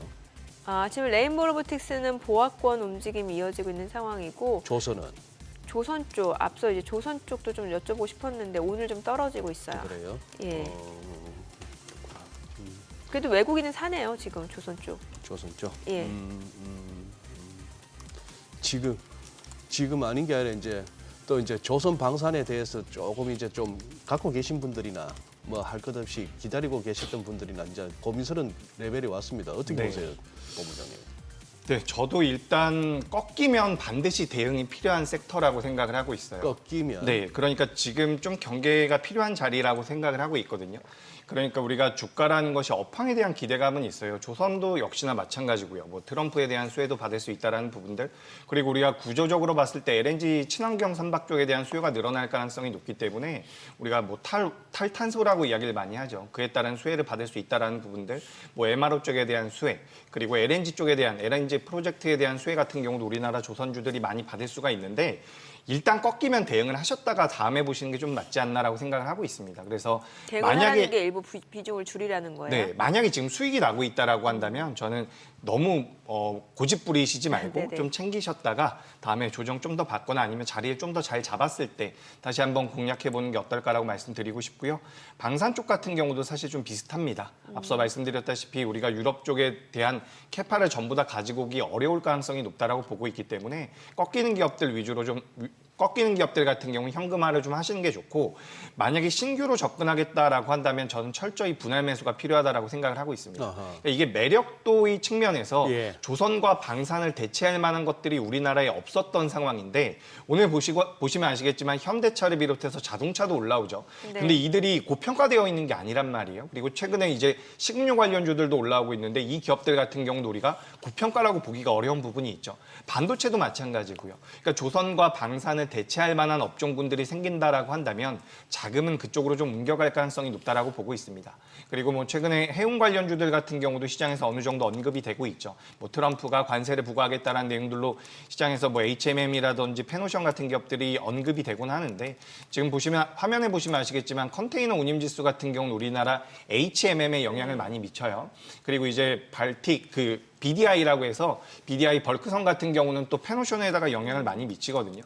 생각보다 벌크선 쪽이 지금 운임지수 같은 경우는 잘 올라오고 있는데 주가 흐름 같은 경우는 또 HMM 쪽으로 많이 들어오고 있거든요. 네. 그러니까 이게 가치적인 측면에서 HMM이 어쨌든 주인도 없었던 상황이고 해서 시장에서 좀 내다 놓은 느낌이 있었는데, 최근에 이제 실적적인 부분이라서 좀 붙고는 있지만 실제로 상하이 컨테이너 운임지수 같은 경우는 많이 올라오지 않고 있다는 것을 좀 인지하셨으면 좋겠습니다. 다만 수급적인 부분으로는 그동안 시장에서 소외됐었던 쪽으로 자금이 들어오고 있고, 이 소외되고 있는 쪽 같은 경우가 실적이 안 나오는 상황이 아니기 때문에 지금 이제 고점대에서 어느 정도 조정을 받을 수 있는 기업들 같은 경우는 경계가 필요하다라는 거죠. 우리가 이제 3월 다음 주가 되면 공매도가 재개가 될 텐데, 공매도가 재개된다라고 해서 주가가 많이 올라와 있는 기업들이 무조건 밀린다라는 것은 절대로 아니에요. 하지만 경계는 필요하다라는 거죠. 네. 왜냐하면 다른 쪽으로 자금이 들어올 가능성도 저는 있다라고 보고 있기 때문에 우리가 예를 들어서 이런 이야기들도 많이 하세요. 조선주나 방산이 갑자기 대규모 수주를 하면 네. 공매도 세력들 같은 경우도 주가가 올라가면 손실이 나기 때문에 우리가 숏 스퀴즈라고 이야기를 하거든요. 네. 손절을 한다라는 거죠. 주식으로 따져본다면 그런 경우가 발생을 할 수 있기 때문에 업황 자체가 매우 좋다라고 한다면 주가가 많이 올라와 있더라도 공매도는 나오지 않을 것이다라는 분석이 있는데 그래도 경계는 필요하지 않을까. 만약에 관심이 있다라고 한다면 오히려 4월쯤에 어느 정도 시장의 혼란이 좀 잦아들었을 때 해보는 게 어떨까라는 의견 드려보도록 하겠습니다.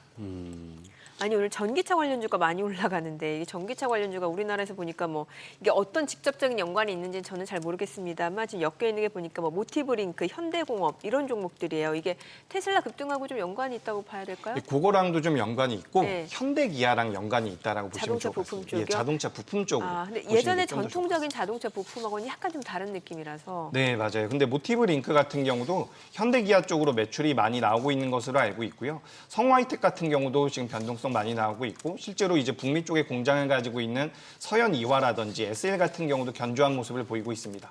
그리고 최근에 이제 뭐 현대기아가 판매를 잘하고 있다라는 내용들 중에서 네. 하이브리드카 쪽에 대한 이야기들도 나오고 하이브리드. 있죠. 그래서 예. 관련된 기업으로는 뭐 코리아 FT 같은 경우도 그 하이브리드카에 들어가는 캐니스터를 만드는 기업인데 이런 기업들 같은 경우도 시가총액이 적기 때문에 네. 작기 때문에 변동성이 좀 커질 수 있다라는 부분. 그래서 오늘 전반적으로 자동차가 굉장히 부각이 되고 있는 것 같고요. 좀 특징적으로 보면 예. 이 우주항공 쪽으로도 자금이 조금 들어오는 것 같거든요. 우주항공. 네, HVM이라든지 몇몇 기업들 자금이 오랜만에 좀 들어오는 것 같은데 아무래도 미증시에서 이 우주항공 관련되어 있는 기업이 변동성이 좀 나왔더라고요. 그런 영향을 좀 받지 않나 이렇게 의견 드리도록 하겠습니다. 네. 지금 알래스카 주지사 이름이 어렵네. 마이크는 그거 한데 성이 어렵네. 던리비. 아니 근데 지금 이분이 지금 왔다는 얘기는 우리 쪽에서 그래도 LNG 사업 이쪽 관련해서 뭐가 좀 주가가 좀 반응해야 되는 상황 아닌가요? 그렇죠. 어. 그래서 저도 좀 의아한 부분이 있는데 네. 그동안 많이 기대감으로 올라왔었던 부분에 대한 차익 실현이 좀 나오는 게 아닐까라고 그래요? 생각을 하고 있습니다. 하지만 제가 아까 조선주 말씀드리면서도 어느 정도 밀림이 나오면 다시 보자라고 말씀드렸던 네, 것은 네. 그래도 이제 실적적인 부분들 같은 경우는 계속해서 우상향이 만들어질 가능성이 높다라고 보는 부분이거든요. 그러니까 우리가 주식은 대응이 중요하다라는 이야기를 많이 하죠. 그래서 조선주가 꺾이면 대응이 필요한데 어느 정도 조정을 받는다라고 한다면 실적이 어느 정도 담보되고 있는 부분이기 때문에 우리가 관심을 가져볼 필요가 있다. 근데 그런 관점에서 이제 LNG와 관련되어 있는 기업들을 본다라고 한다면 조선주는 좀 캐파가 크다라고 본다면 우리가 조선 기자재도 이야기를 많이 하죠. 네. 조선 기자재 같은 경우는 지금 뭐 태광이라든지 성강밴드처럼 피팅 밸브를 하는 기업이 있고요. 또 화성 밸브처럼 밸브를 하는 기업이 있고요. 유정관이나 송유관을 생산하고 있는 넥스틸이나 휴스틸 같은 기업들도 있거든요. 근데 이런 기업들 같은 경우는 우리가 지금 말씀드린 기자재 기업들 같은 경우는 내재 가치 기준으로 봤을 때 주가가 더 올라가도 고평가라고 보기가 좀 어렵습니다. 태광이나 성광밴드 같은 경우는 저는 관심이 필요하지 않을까라고 말씀드리고 싶고요. 우리가 피팅 밸브라고 이야기를 하니까 이걸 그냥 피팅 밸브가 조선과 관련되어 있고 LNG와 관련되어 있다라고 생각을 하시는데 태광과 성광밴드 같은 경우는 이 관과 관을 이어주는 피팅 쪽에 대한 메리트를 가지고 있는 기업이다. 라고 생각을 하시면 좋고요. 화성 밸브 같은 경우는 그 관 안으로 관통되는 액체라든지 기체를 조절해주는 어느 정도 수도꼭지 같은 역할을 해주는 밸브 생산 업체라고 보시면 좋을 것 같거든요. 근데 이런 기업들 같은 경우는 지금 미국 쪽에서 그 전 정부에서 중지가 되어 있었던 LNG 프로젝트를 계속해서 가동을 하고 있는 상황입니다. 네. 그래서 거기에 대해서 우리나라 기업들도 반사이익을 받을 가능성이 전 높다라고 보고 있기 때문에 알래스카와 관련되어 있는 것들은 분명히 도움이 되겠죠. 모멘텀이 되겠죠. 네. 근데 이 사업성에는 여전히 의구심이 좀 있긴 합니다. 그래서 우리가 이 의구심을 좀 제외하고 본다라고 하더라도 트럼프의 가장 큰 에너지 정책 자체가 LNG 쪽에 대한 육성이기 때문에 우리나라 이 기자재 기업들 같은 경우는 어느 정도 눌림이 나오면 그때는 매수 관점으로 보시는 것도 어떨까라는 의견 드리겠습니다. 그래요. 음식료 좀 볼까요? 음식료. 삼양식품 저희가 사실 이제 이 시간에 업종 섹터에서 좀 다루긴 했는데 어제도 우리 예. 하모니에서 다뤘었죠. 네, 근데 오늘도 보니까 지금 이제 1.3% 올라가면서 90만 원이고 뭐 외국계 창고 쪽에서도 지금 매수 주문 들어오는데 이게 신수출주라고 해서 한참 많이 얘기 나왔었고 또 지금 이제 우리 정부가 3분기부터 그 중국 단체 관광객에 대해서 한시적으로 무비자 입국을 허용한다면서요. 뭐 네. 이런 모멘텀까지도 좀 기대해 볼 수 있는지 궁금하거든요. 네, 식품주는 저는 괜찮다라고 생각을 하고 괜찮아요. 있어요. 그래서 삼양식품을 계속해서 이야기를 하고 있었고, 그러니까 작년부터 계속해서 이야기가 되고 있는데, 우리가 식품주라고 한다면 내수주의 성격이 굉장히 강하죠. 네. 그리고 방어주의 성격이 굉장히 강했는데, 삼양식품 같은 경우는 해외 매출이 굉장히 많이 나오고 있습니다. 그러니까 내수주지만 내수주라고 하기가 좀 애매하죠. 게다가 이제 삼양식품 같은 경우는 무엇보다 영업이익률이 굉장히 잘 나오고 있습니다. 삼양식품 같은 경우는 지금 영업이익률이 20%가 넘어가거든요. 그러니까 이런 식품주들이 시장에서 만들어진다라고 한다면 시장의 관심을 계속해서 흡수해갈 가능성이 높다라고 생각을 하고 있고요. 또 이제 이 삼양식품의 가장 메인 상품이라고 할 수 있는 불닭볶음면에 소스를 만들고 있는 S&D라는 기업이 있거든요. 네. 이게 이제 투자 경고를 받아가지고 제가 말씀드리기가 조금 애매한데 S&D가 전일 종가 기준으로 시가총액이 2천억입니다. 근데 이 기업 같은 경우는 지금 예상이 되고 있는 영업이익이 300억이 넘어가요. 네. 사실 이 S&D 같은 경우는 투자 경고가 좀 풀린다라고 한다면 추가 상승의 여력도 전 분명히 있다라고 생각을 하고 있거든요. 투자 경고가 왜 나온 거죠? 너무 주가가 조정 없이 계속해서 올라온 부분 때문에 투자 경고를 받은 것으로 예. 제가 알고 있습니다. 예. 그리고 이제 최근에 이제 식음료주들 또 움직임이 나오고 있는데 뭐 오리온이라든지 농심 같은 경우도 최근에 판가를 올렸다라는 내용들이 나오고 있는데 저는 이 식품주들을 보실 때 가장 중요한 것은 해외 매출 비중이 어느 정도 나오느냐. 그리고 영업이익률을 보실 필요가 있다라고 보고 있어요. 그래서 그런 관점에 부합하는 기업이 오리온이라는 기업이 있거든요. 그래서 오리온이라는 기업 같은 경우도 좀 눈여겨보시는 게 어떨까. 그러니까 지금 미국 같은 경우도 임의 소비재와 필수 소비재 쪽에서 미국에 상장되어 있는 기업들을 기준으로 봤을 때 네. 필수 소비재 쪽의 시가총액이 임의 소비재보다 좀 더 커지고 있는 모양새래요. 비율적으로 봤을 때. 네. 비율적으로 봤을 때. 그러니까 필수 소비재 쪽에 대한 관심은 필요하다라고 생각을 하고 있습니다. 게다가 방금 중국 하나일령 해제에 대한 말씀도 해주셨는데 최근에 뭐 감성 코퍼레이션이라든지 JS 코퍼레이션이라든지 의류 관련주들 같은 경우도 자금이 좀 들어오고 있거든요. 근데 이런 것들이 전반적으로 엔터주도 마찬가지고요. 중국 쪽에 대한 모멘텀들을 받아가는 업종군들인데 앞서서 제가 철강과 화학도 좀 말씀드렸지만 이 식음료 같은 경우도 그와 일맥상통한 부분에서 중국 쪽에 대한 하나일령 해제에 대한 수혜도 받을 수 있다. 저는 이렇게 정리드리면서 오리온도 좀 눈여겨보시는 게 어떨까라는 의견 드리겠습니다. 아니 이게 아니라 진짜 미국 사람들만 마시던 콜라가 전 세계 사람들이 입맛을 사로잡고 나서 코카콜라 그야말로 우상향인데 우리도 그런 주식 한번 나왔으면 좋겠네요. 네, 전 세계 저도. 전 세계사람들 다 라면 먹고 전 세계 사람들이 라면 먹고 전 그리고 세계 사람들이 후식으로 초코파이 아우 먹고 매워 이러면서 근데 이런 분석도 있더라고요. 라면을 어릴 때 접한 사람들은 좀 네. 나이가 들어서도 라면을 먹게 된다. 그래서 이게 지금 일시적인 현상이 아닐 것이다라는 분석들도 많이 있거든요. 그래서 그런 부분들도 한번 말씀드려봅니다. 네, 오늘 내용 잘 들었습니다. 고맙습니다. 네, 오늘 들으신 내용과 관련해서 더 다양한 정보 원하시는 분들은 카카오톡 채널에서 머니를 검색하셔서 친구 추가하시기 바랍니다.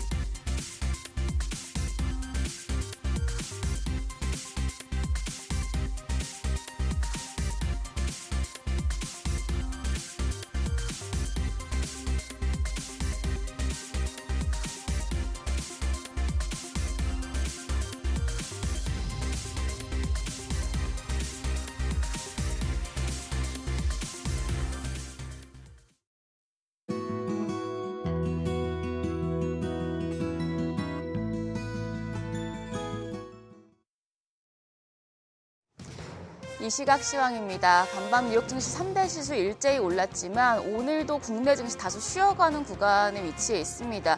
지금 코스피가 0.15% 상승 전환했습니다. 2,636포인트 가리키고 있고요. 코스닥 0.23% 오름세로 721포인트 가리키고 있습니다. 수급 상황 보시죠. 유가증권 시장 매매 동향입니다. 오늘은 메이저 수급 주체 모두 매도 5위 기록하고 있습니다. 외국인이 821억 원 팔자 포지션 취하고 있고 기관도 1,200억 원 매도 5위 기록하고 있습니다. 개인만 홀로 2,074억 원 순매수 기록 중입니다. 코스닥 시장입니다. 코스닥 시장에서도 흐름은 대동소이합니다. 외국인이 572억 원 매도 5위 기록하고 있고 기관 역시도 223억 원 팔자 포지션 취하고 있습니다. 이런 가운데 개인만 홀로 765억 원 순매수하고 있습니다. 등락일 상하위 업종입니다. 오늘은 자동차와 자동차 부품 쪽 그리고 전기 장비 업종이 상승률 상위권에 위치해 있습니다. 반면 손해보험과 생명보험 그리고 담배 업종은 하락폭이 큰 것으로 집계됩니다. 그럼 시장을 주도하는 테마 종목별 시세 체크하겠습니다. 오늘 예상했던 대로 자동차 섹터 전반적으로 들썩입니다. 현대차그룹이 올해부터 4년간 미국에서 210억 달러, 약 31조 원을 투자한다고 밝힌 영향입니다. 자동차주는 이달 말 공매도 재개 시 외국인 수급이 유입되며 반사이익을 얻을 수 있다는 전망이 나왔었는데요. 여기에 현대차의 통큰 대미 투자로 미국의 관세 정책도 피해갈 가능성이 높아지면서 주목받고 있습니다. 대표주 내에서는 HL만도가 7%대 강세로 현재 거래가 45,150원, 현대차가 5% 넘게 올라갑니다. 22만 4천 원에 거래되고 있습니다. 현대위아가 2.58% 오름세, 기아도 3.3% 추가적인 상승세 보여줍니다. 10만 1,900원에 거래되고 있고 한온시스템 2.26% 오름세 기록하고 있습니다. 동시에 자동차 부품주들에도 관심이 쏠리고 있습니다. 부품단에서는 현대공업이 25.5% 시세 분출 중입니다. 7,570원대에 거래되고 있습니다. 모티브링크가 15.29% 급등하며 거래가 15,400원, 성우하이텍이 8.6% 강세로 6,400원에 거래되고 있습니다. 더불어서 화신이 7.6% 오름세로 9,320원, 에코플라스틱이 10% 넘게 상승 중입니다. 현재 2,815원에 거래되고 있습니다.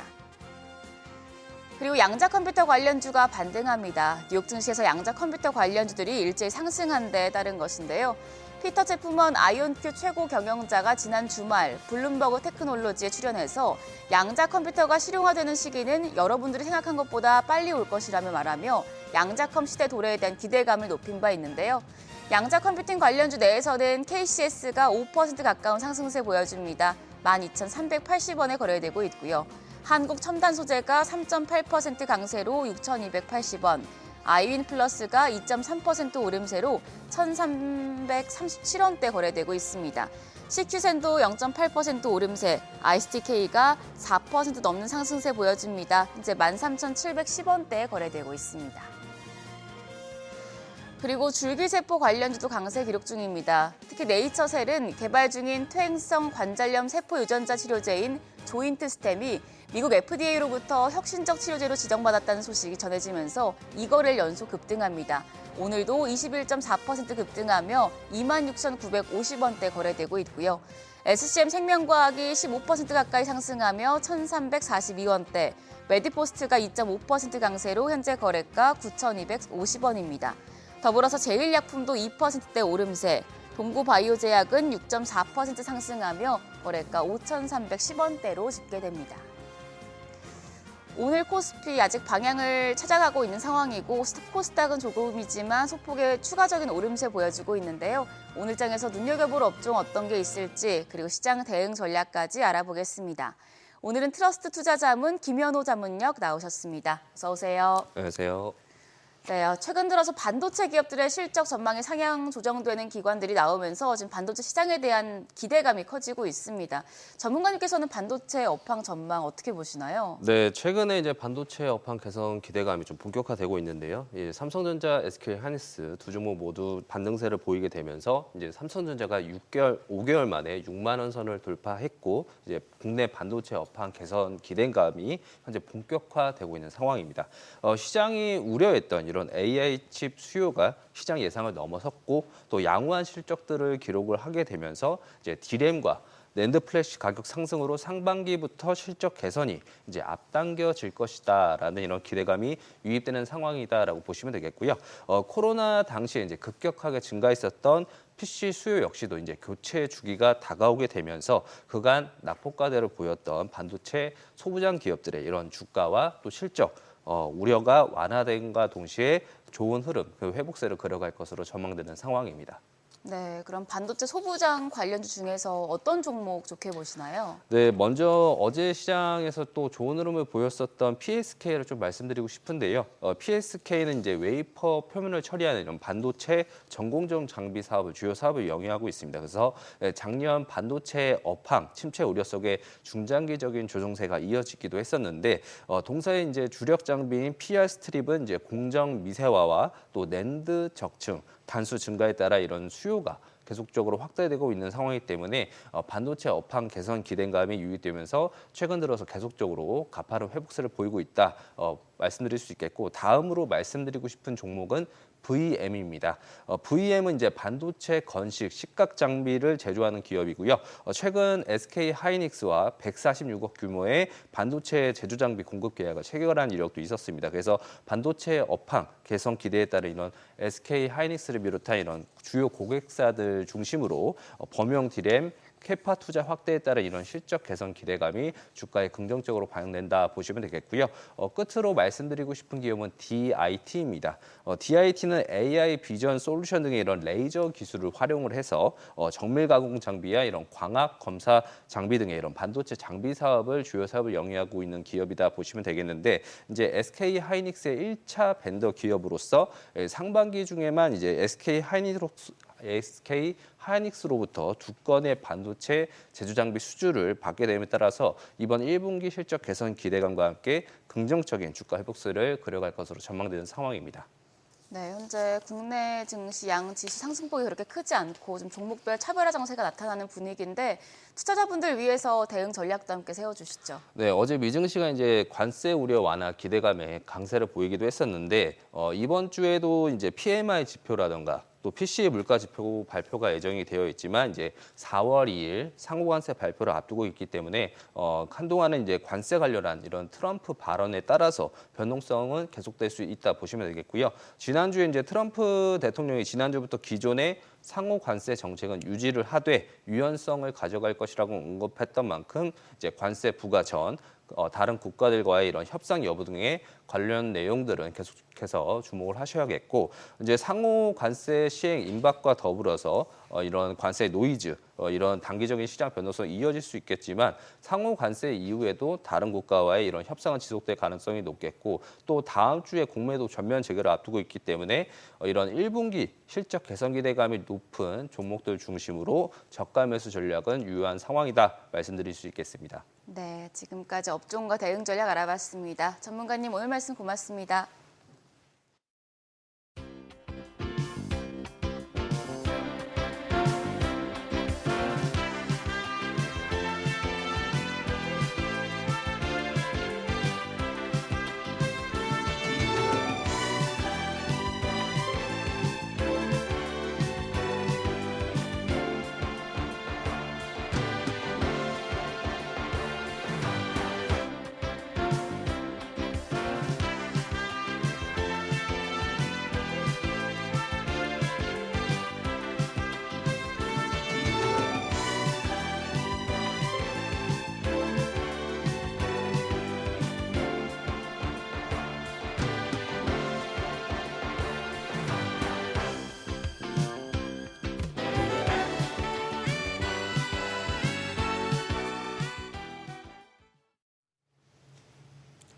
네, 이제 트럼프 행정부가 4월 2일 상호관세를 발표할 계획이라고는 네. 했습니다만, 이제 간밤에 나온 소식으로 봤을 때는 뭐 좀 다소 완화될 것으로 기대가 모아지고 있고, 그럼에도 불구하고 사실 뭐 언제 바뀔지 모르기 때문에 또 여러 가지 좀 불확실성이 여전한 것 같습니다. 네, 그게 우리 지수에도 나타나네요. 네. 아, 결국 개장초 그게 다였나 싶기도 한데. 상승폭을 다 반납했네요. 예.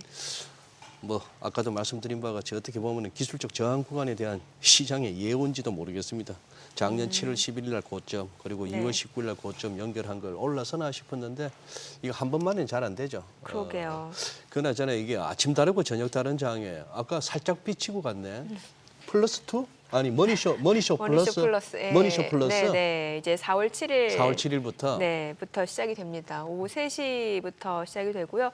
이제 국내 증시 이제 종가 상황 보고 국내 몇 시까지 증시 끝나는 거예요? 몇 시쯤 끝나는 거죠? 4시 50분으로. 4시 50분에. 예. 그러면은 3시부터 3시 반 이후 장 마감 무렵에 네. 같이 참고하시면서 네, 대응하시면 리뷰하고 좋겠네요. 그리고 이제 뉴욕 증시 상황 다시 한번 짚어보면서 뉴욕 증시 대응 전략까지 좀 세워보는 시간이 될 것 같습니다. 우리 이제 정민 앵커는 이제 상암동을 하루 종일 못 떠나시는구나.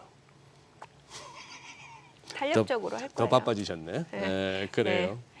아, 같이 하시는 분이 우리 강성희 대표님이시잖아요. 네, 맞습니다. 케빈, 케빈강. 네, 저희 출연자로도 맞아요. 나와주셨던 분인데 그때는 소장님이 또 출연자로 나오시잖아요. 그럴까요? 예.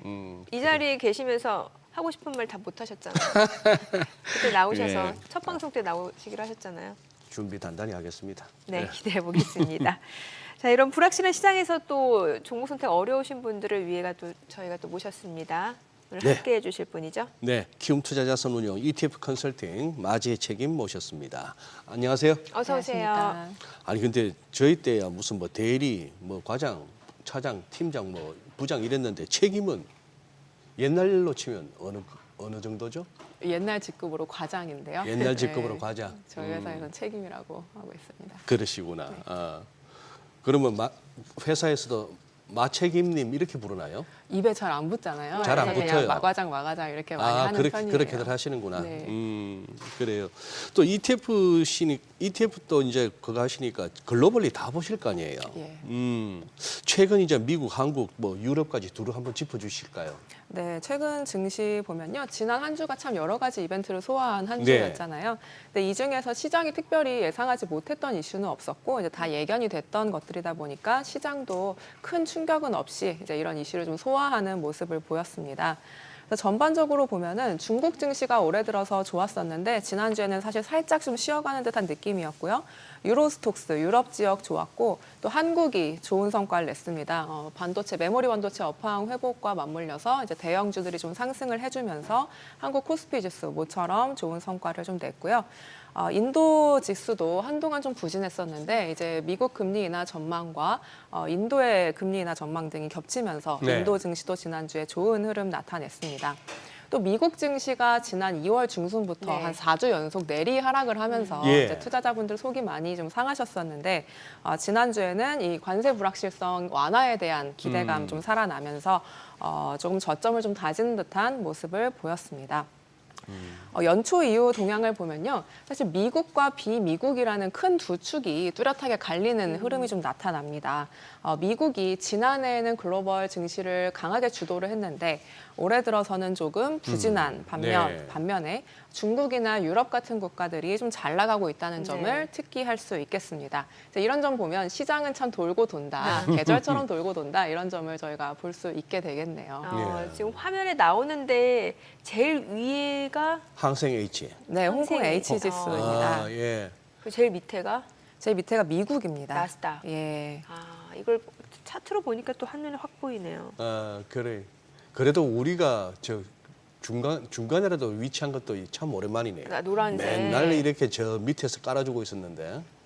평균 이상은 한 거네요. 그러니까 예. 아니 그런데 사실 지금 또 간만 보니까 미증시가 다시 또 좀 치고 올라옵니다. 네. 예, 아무래도 이제 트럼프가 상호 관세에 대해서 다소 좀 완화적인 제스처를 취하니까 이 부분이 좀 영향을 있는 것 같은데 이 참 개별 주식 투자하시는 분들 입장에서는 하루 다르게 확확 바뀌니까 쉽지 않을 것 같은데 이럴 때 또 오히려 ETF가 더 안전한 투자처가 될 수도 있다면서요. 예, 맞습니다. 말씀하신 대로 지금은 아침 저녁이 다른 예. 수준으로 맞아요. 변동성이 예. 너무 높은 수준이기 때문에 투자에 있어서 이 변동성 관리가 대단히 중요한데요. ETF의 F는 기본적으로 펀드입니다. 이제 펀드는 하나의 꾸러미 안에다가 여러 가지 자산을 다 모아서 분산 투자를 하게끔 되어 있는 그런 금융상품인데 분산 투자 효과가 높기 때문에 리스크 관리하시는 데에 큰 도움이 됩니다. 주식형 ETF의 경우에는 최소 10종목 이상의 분산 투자를 하기 때문에 개별 종목 대비 변동성이 낮은 투자 수단이고요. 투자를 오래 하시다 보면 이제 시장이 잘 나갈 때에 바짝 잘 버는 것도 중요하지만 네. 흔들리는 장세에서 잘 지키는 거, 잃지 않는 투자를 하는 것도 대단히 중요합니다. 이게 중장기적인 성과에 큰 기여를 할 수 있기 때문인데요. 분산 투자라는 ETF를 활용하시면 변동성은 좀 줄이시고 중장기적인 성과는 높이는 것을 추구하실 수가 있습니다. ETF 시장이 정말 많이 성장을 해서 지난달 말 기준으로 국내 시장에 ETF가 총 951개나 존재를 합니다. 네. 총 시장 규모도 187조 원에 달하고 있고요. 그러니까 즉 우리가 어떤 투자 아이디어를 가졌을 때 그 투자 아이디어를 구현한 ETF는 웬만큼 다 있다는 얘기거든요. 네. 혹시 아직 ETF를 하지 않으시면서 이제 개별 주식 투자만 하시는 분들의 경우에는 이 ETF 같은 상품, 요즘 같은 변동성 장세에서 한번 대안으로 주목해 보실 필요가 있을 것 같습니다. 네. 마 과장님. 요번 질문은 세 가지로 그동안에 유럽이 이제 국방 강화에 위해서 이제 뭐 방위비 늘린다 이런 소리에 벌써 몇 달 전부터 유럽에서는 방산주들이 확 날아갔고 그러다 보니까 유럽 증시가 또 아웃퍼폼하는 배경이 될 수 있었고 네. 그러면은 국내에서 지금 그 유럽 증시 방산주 관련한 ETF가 됐건 뭐가 됐건 투자 수단이 있었는지 수익률은 어떤지 그다음 세 번째 그동안 너무 올랐는데 지금 올라타도 되는지 이렇게 여쭤볼게요. 네, 우선 방산 ETF는 당연히 있습니다. 그래서 국내 상장 ETF들 중에서도 뭐 글로벌 방산 ETF 그리고 뭐 K 방산 ETF 다양하게 있으니까 이제 방산 산업에 대해서 좀 관심이 있는 분들은 살펴보시면 좋을 것 같아요. 어지간한 운용사들 다 만들어놨나요? 사실 특징적인 운용사가 좀 있기는 하죠. 한화가 아무래도 그렇죠. 이쪽에서 예. 강하니까 네, 그렇겠죠. 그 상품이 좀 주로 보실만 하겠고. 키움은 어때요? 저희는 아직 방산은 아직? 안 냈습니다. 그렇구나. 보실만 할 것 같습니다.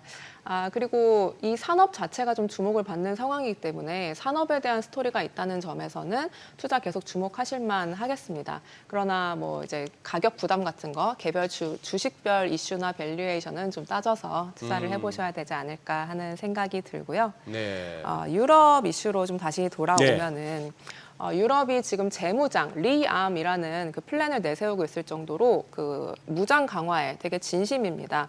트럼프 2기가 출범한 이후에 이 유럽의 자강론에 대한 각성이 있었기 때문인데요. 그러니까 더 이상은 미국에 의존하지 말고 그리고 이제 나토 같은 어떤 이제 집단 방위 체제에 의존하지 말고 우리가 스스로 강해져야 된다라는 그런 자강론이 확산을 하면서 유럽 자체적인 국방력을 강화하기 위한 투자도 많이 일어나고 있는 움직임입니다.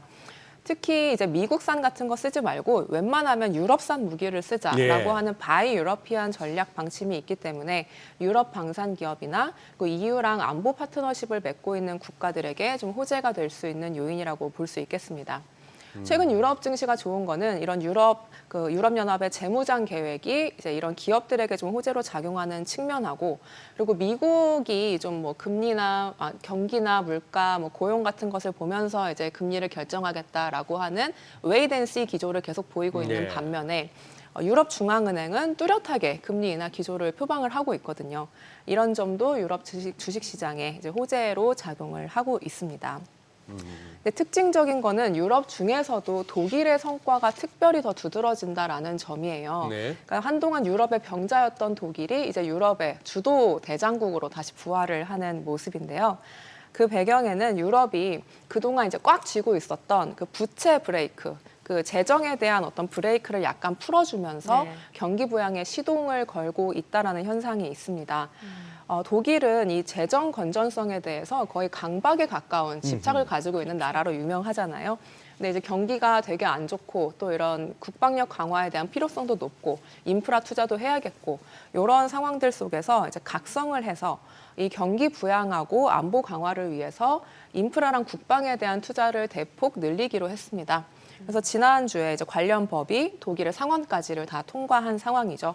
그래서 뭐 많게는 이 분야에 1조 원, 그리고 뭐 적게 잡아도 한 5천억 유로, 한 783조 원 정도 되는데요.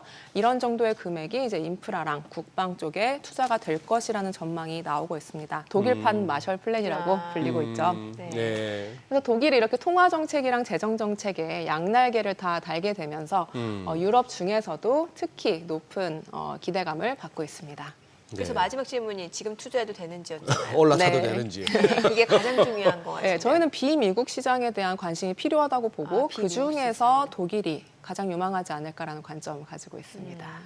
그러면 독일 말고도 최근에 아까 수익률 보니까 그 홍콩 항생 쪽도 굉장히 좀 수익률 측면에서 좋고 중국 쪽도 마찬가지나 이게 확실히 딥시크 이후에 좀 뭔가 좀 변화가 나타난 것 같은데 수익률 좀 짚어볼까요, 실제로? 예, 딥시크 그 이벤트 이후에 이 중화권 혁신 기업들 기술이 장난 아니다. 이제 이게 저희가 주목을 할 만한 이슈가 되면서 중국 테크주들의 랠리가 지속되고 있습니다. 특히 홍콩 항생 테크 지수라는 지수가 있어요. 이 지수는 홍콩에 상장되어 있는 중국 기술 기업 30개로 구성이 되는데 저희가 잘 알고 있는 텐센트, 알리바바, 샤오미 같은 기업들이 다 포진을 해 있는 지수거든요. 이 항생테크 지수를 추종하는 코덱스 차이나 항생테크 ETF 경우 연초 이후 27%에 달하는 수익률을 기록하고 있을 정도로 중국 기술주들 지금 성과가 좋습니다. 그리고 중국 기술주에 대한 재평가, 이런 리레이팅은 지속될 것이라는 전망이 많아요. 그러니까 지금 시진핑 주석이 빅테크에 대해서 규제에서 지원으로 좀 정책 방향을 선회를 하고 있죠. 네. 그래서 지난 2월 달에 이제 빅테크 수장들을 총 집결시켜가지고 모임을 가졌고, 여기에 뭐 알리바바, 텐센트, 샤오미 같은 유수 기업들의 대표들이 다 총출동을 했었는데요. 이런 것만 봐도 이제 중국 정부가 빅테크에 대한 규제를 좀 이제 그만하고 좀 지원을 해주는 쪽으로 정책 방향을 선회하고 있다라는 점을 저희가 읽을 수가 있었습니다. 그래서 중국 기술주에 대한 관심 주요할 것이라고 생각을 하고 있고요. 근데 중국은 워낙에 거대한 시장이기 때문에 예. 저희가 내수주에도 좀 관심을 가져보자라는 말씀을 같이 드리고 싶습니다. 중국 증시 보실 때 이 차이나 내수주 같이 보시면 좋을 것 같은데요. 최근에 성과도 좋았습니다. 중화권 증시 전반에 좀 온기가 확산이 된 영향도 있고, 또 테크주에서 내수주로 이 섹터 로테이션이 좀 일어난 영향 또한 작용을 했습니다.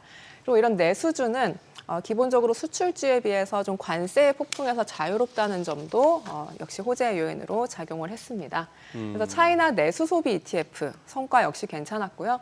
차이나 전기차 ETF, 네. 막대한 중국 내수 시장을 가지고 있는 ETF인데 이것도 요즘에 성과 괜찮았습니다. 예, 그래요. 야, 우리 마지혜 과장님 나오시니까 우리 시청자분들이 아주 편안하신가 봐요. 말씀도 이쁘게 하시지, 아나운서처럼 하시지, 웃으시지 하니까. 아, 이게 얼마나 좋아요. 뭐 TV를 트는 뭘 트나 무슨 뭐 채팅창을 보나 뭐 서로 욕지거리 하고 틱틱거리고 하는 것보다 이렇게 하니까 우리 저기 뭐야 키움 야구할 때 자주 나가세요, 야구장에. 그러면 카메라 많이 잡히실 거야. 알겠습니다. 그나저나 이 먼지에 뭔 어떻게 야구를 하나. 아, 이제 보니까 1년 365일 중에 300일을 갖다가 이런 식으로 보내야 되나 싶은데 진짜 이거 중국도 우리도 살려면은 이거 진짜 뭐 다른 뭐가 필요한데. 아니 키움이니까 지난번에 12월 달에 정성인 부장님 나오셔가지고 네. 그러면 과장은 책임이고 부장은 뭡니까?